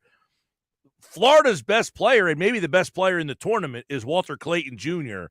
He was playing at Boardwalk Hall in the MAC championship game a couple of years ago. He transferred from Iona to Florida, and he has become Jay Williams. We played the bite from him earlier. He said he right now could be a top 5 pick in the draft right now, Walter Clayton Jr. So you're watching a high lottery pick player tonight against this scrappy Houston team. I think this game's going to be fun, but what an epic collapse on Saturday. I mean, Duke's got that game at hand. It's one of the all-time choke jobs.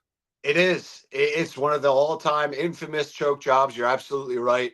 I give Sampson, their head coach, Houston's head coach, a ton of credit there. You're down 6 with 1:15, minute 17 on the clock, right? You're screaming, foul, foul, right? You're down by 6 with a minute to go. The whole world fouls in that situation. Sampson decides not to foul. He trusts his team's defense. They get a block. They come back the other way. Bang! They hit a 3. And just like that, they cut it from 6 to 3 based off their defense, which is what got him there. So it takes 2 to tango. Duke absolutely collapsed in a historic fashion, but I love this Houston team, man. I'm pulling for him. I really am. You know what? I had Florida in my bracket, but you know what's funny? I was like 60th this weekend, and I took a look at where I am at the bracket right now. I'm in like 11th. I shot all the way up to 11th, so I can get a top 10 finish here all of a sudden.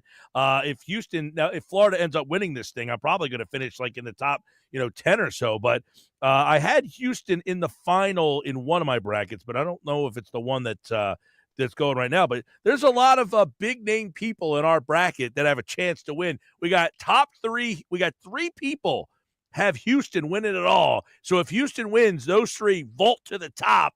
And if Florida wins, there's a ton of people in the Florida spot right now. But it's a big game for our brackets tonight. Houston, I'm pulling for my one guy. I got a college roommate who's right now in the mix there, too. Nice. Like Clayton, dude. Like Clayton's the first player, I don't know if you saw this stat, since Larry Bird to drop back-to-back 30-point games in March Madness. I mean, the kid's an absolute baller. I think if Florida wins tonight, it's because he drops – he has another 30 piece. Otherwise, I like Houston to get this thing done. I really do. Well, it's funny because I talk about all the time, like, hey, somebody mentioned today, like, the MAC, it's low level. Nobody cares. I said, dude, the best player in this NCAA tournament played in that MAC tournament a couple of years ago. And if you went to watch him when he was at Iona, you are not surprised that he's the best player in the country right now because that dude was a baller at Iona. Yeah, and hey, that's a positive for this transfer portal. I mean, these kids are getting chances to leave and produce on a small level, and they're not all going to turn out to be Clayton Jr. at Florida, but he wouldn't be on this stage if the transfer portal didn't exist, and it's pretty cool to see how far it's No, come. he would not be on this stage, but what might be different is Iona might be on this stage.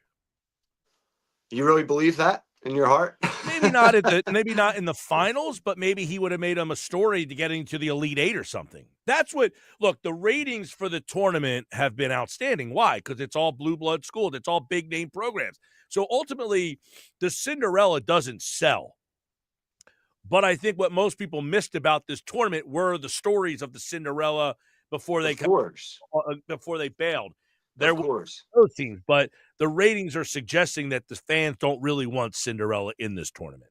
No, I think. Listen, dude. Every sports fan on planet Earth wants the two best possible teams with the two best rosters, locking horns. I mean, dude, say what you want. You can say you root for the underdog. Yeah, we all root for the underdog. But no, we want the two best possible rotations, rosters going head to head. That's what we want. I mean, I forget. 100%. I forget who I saw say this as well. It's like, no, we don't have the Cinderella teams, but we do have more Cinderella players. Right? Like you mentioned Clayton playing at Boardwalk Hall in front of 3 people, me, you, and Josh. And now he's on the biggest stage tonight with a chance to win a natty. That was actually a good crowd because that was when Patino was coaching at Iona. I remember. But, I kid, but you get my point. I mean, so the Cinderella stories are more with the players now than it is the programs, for better or worse. Yeah, listen, I will always, I guess, I don't know, maybe as I get older I can change my mind on this, but I don't envision myself changing much on the thought of I like the college game with less movement. Like these two teams here, they don't have the movement, and here they are in the championship. Yeah. It's so hard to, I'm a college basketball fan, but I can't figure out who's on what team, who's going where. I don't even know what teams are in which conferences half the time anymore. No, I know. I completely agree. That it has gotten wild, wild west. We've talked a lot about it, which is what makes this particular matchup unique and old school, and I think almost fitting with all the madness, pun intended, with all the players leaving, coming, and going to so many different schools that you can't even keep up with it. MG, it's nuts. No doubt. Hey, listen, I'll tell you what though, the fact that you see Florida and Houston. Now, Florida's won national championships in like some of our lifetimes. The people they went back to back a couple of years ago, but these are not two traditional basketball schools. No, I mean, Billy Donovan put him on the map 20 years ago now at this, back to back with Joakim Noah and that whole crew. Al Horford, I believe, was on those teams. Yep. Mike Miller. There you go.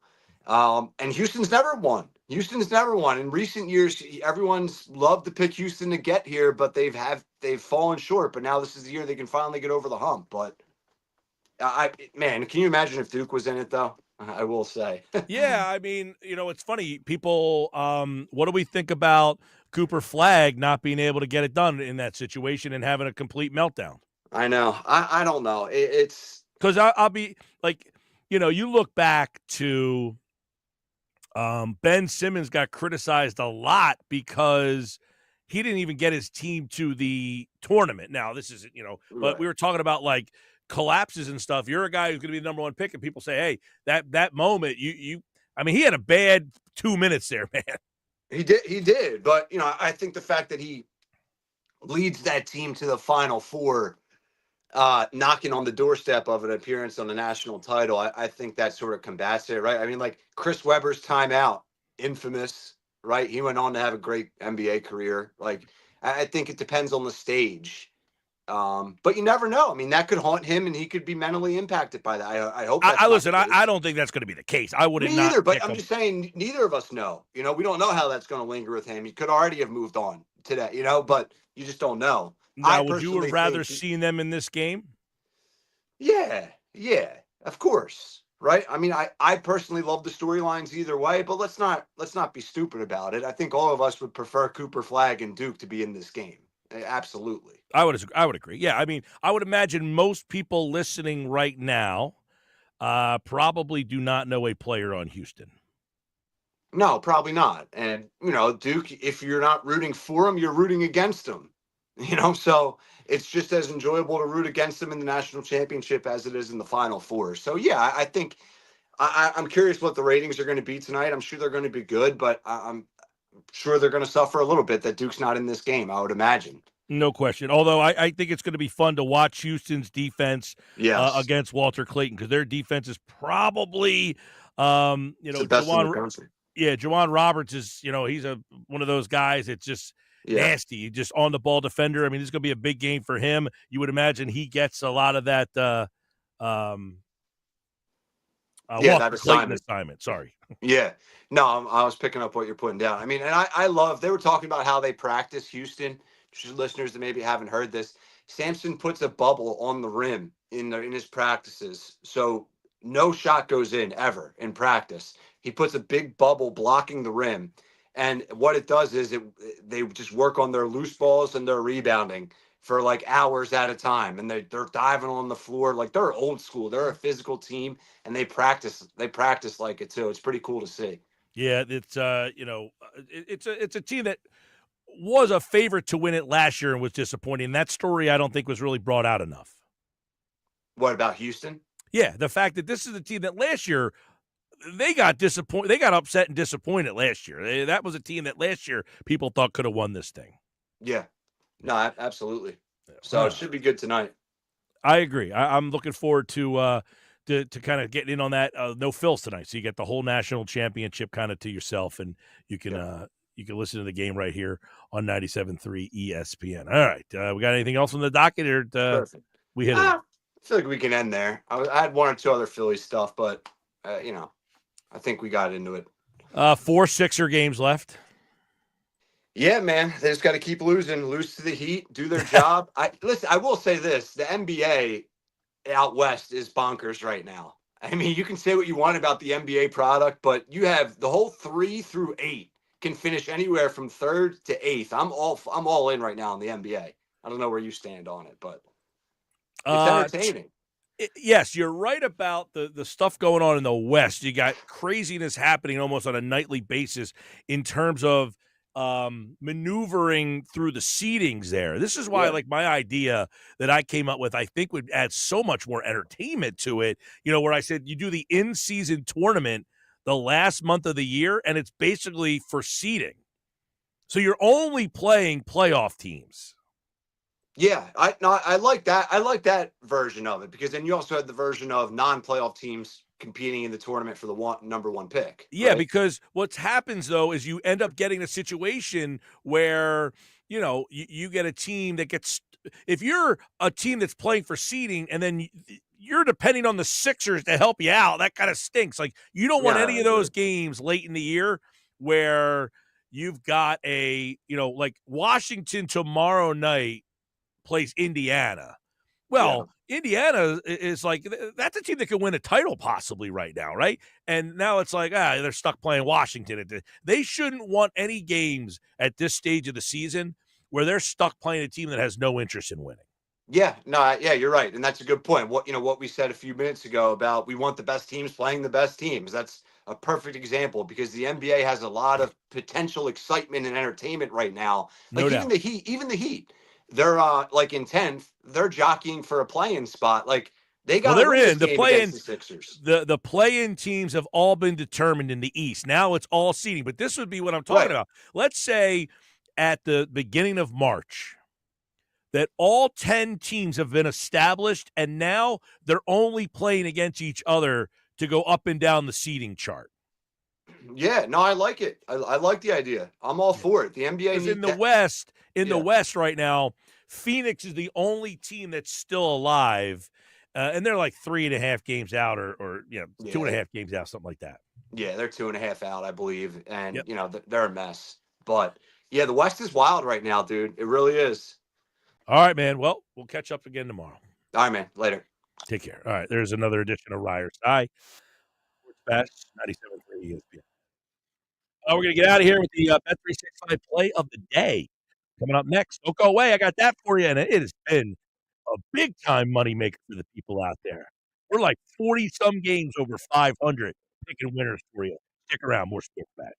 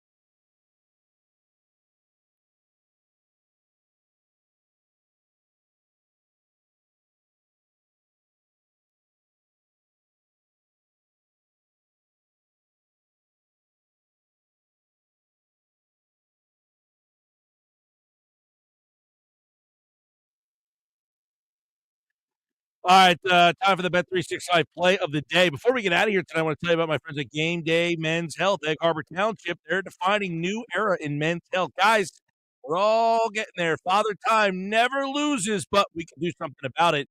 Give my friends at Game Day Men's Health in Egg Harbor Township a call. They can get a customized game plan for you to try to fight off Father Time. Call Game Days Men's Health at EHT 609 365 7088, 365 7088. Visit them on English Creek Avenue in EHT, GameDayMen'sHealth.com.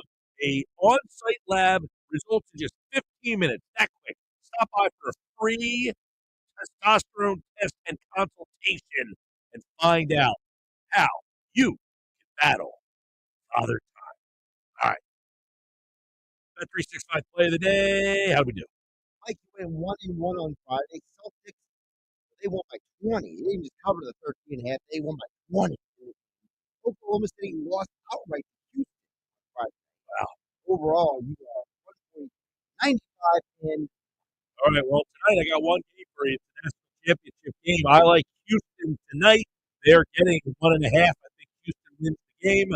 I'll take the Cougs tonight, get the 1.5. That is my Bet 365 play of the day. And by the way, you can get same value on the spread as the money line, minus 105. So you might as well just take the spread. All right? Watching the game tonight? Did you have Houston in your bracket? One of them I think I did. I don't remember. I was trying to bring my brackets earlier, but I can't seem to find it. I have Florida winning in one of my brackets, but I don't have a shot. You know, I moved up to 11. I was like, you have a chance for third, don't you? I think so. Yeah, he knows. So he's smiling over there. I know I have giddy, Florida winning. giddy. Yeah, I think if Florida wins, you come in third. Really? I think so. What does that mean? Third. You get something for third. I know. Yeah. I never knew that. You should do. You get something for third. I know. I do every day, right? Yeah, I think if Florida wins tonight, you will come in third. Go Florida. Go Gators. You have a reason to watch. All right, that's Bet 365 play of the day. We'll do it again tomorrow. Listen tomorrow morning for more chances to enter for this year's draft party.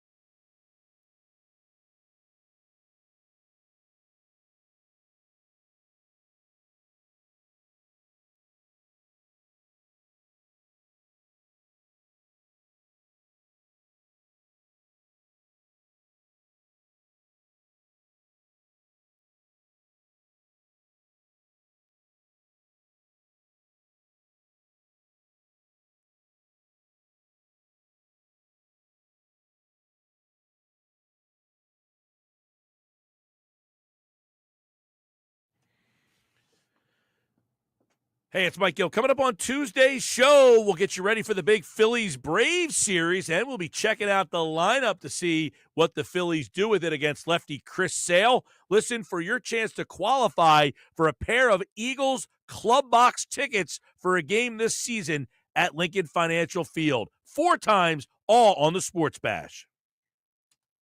Man, that's really low.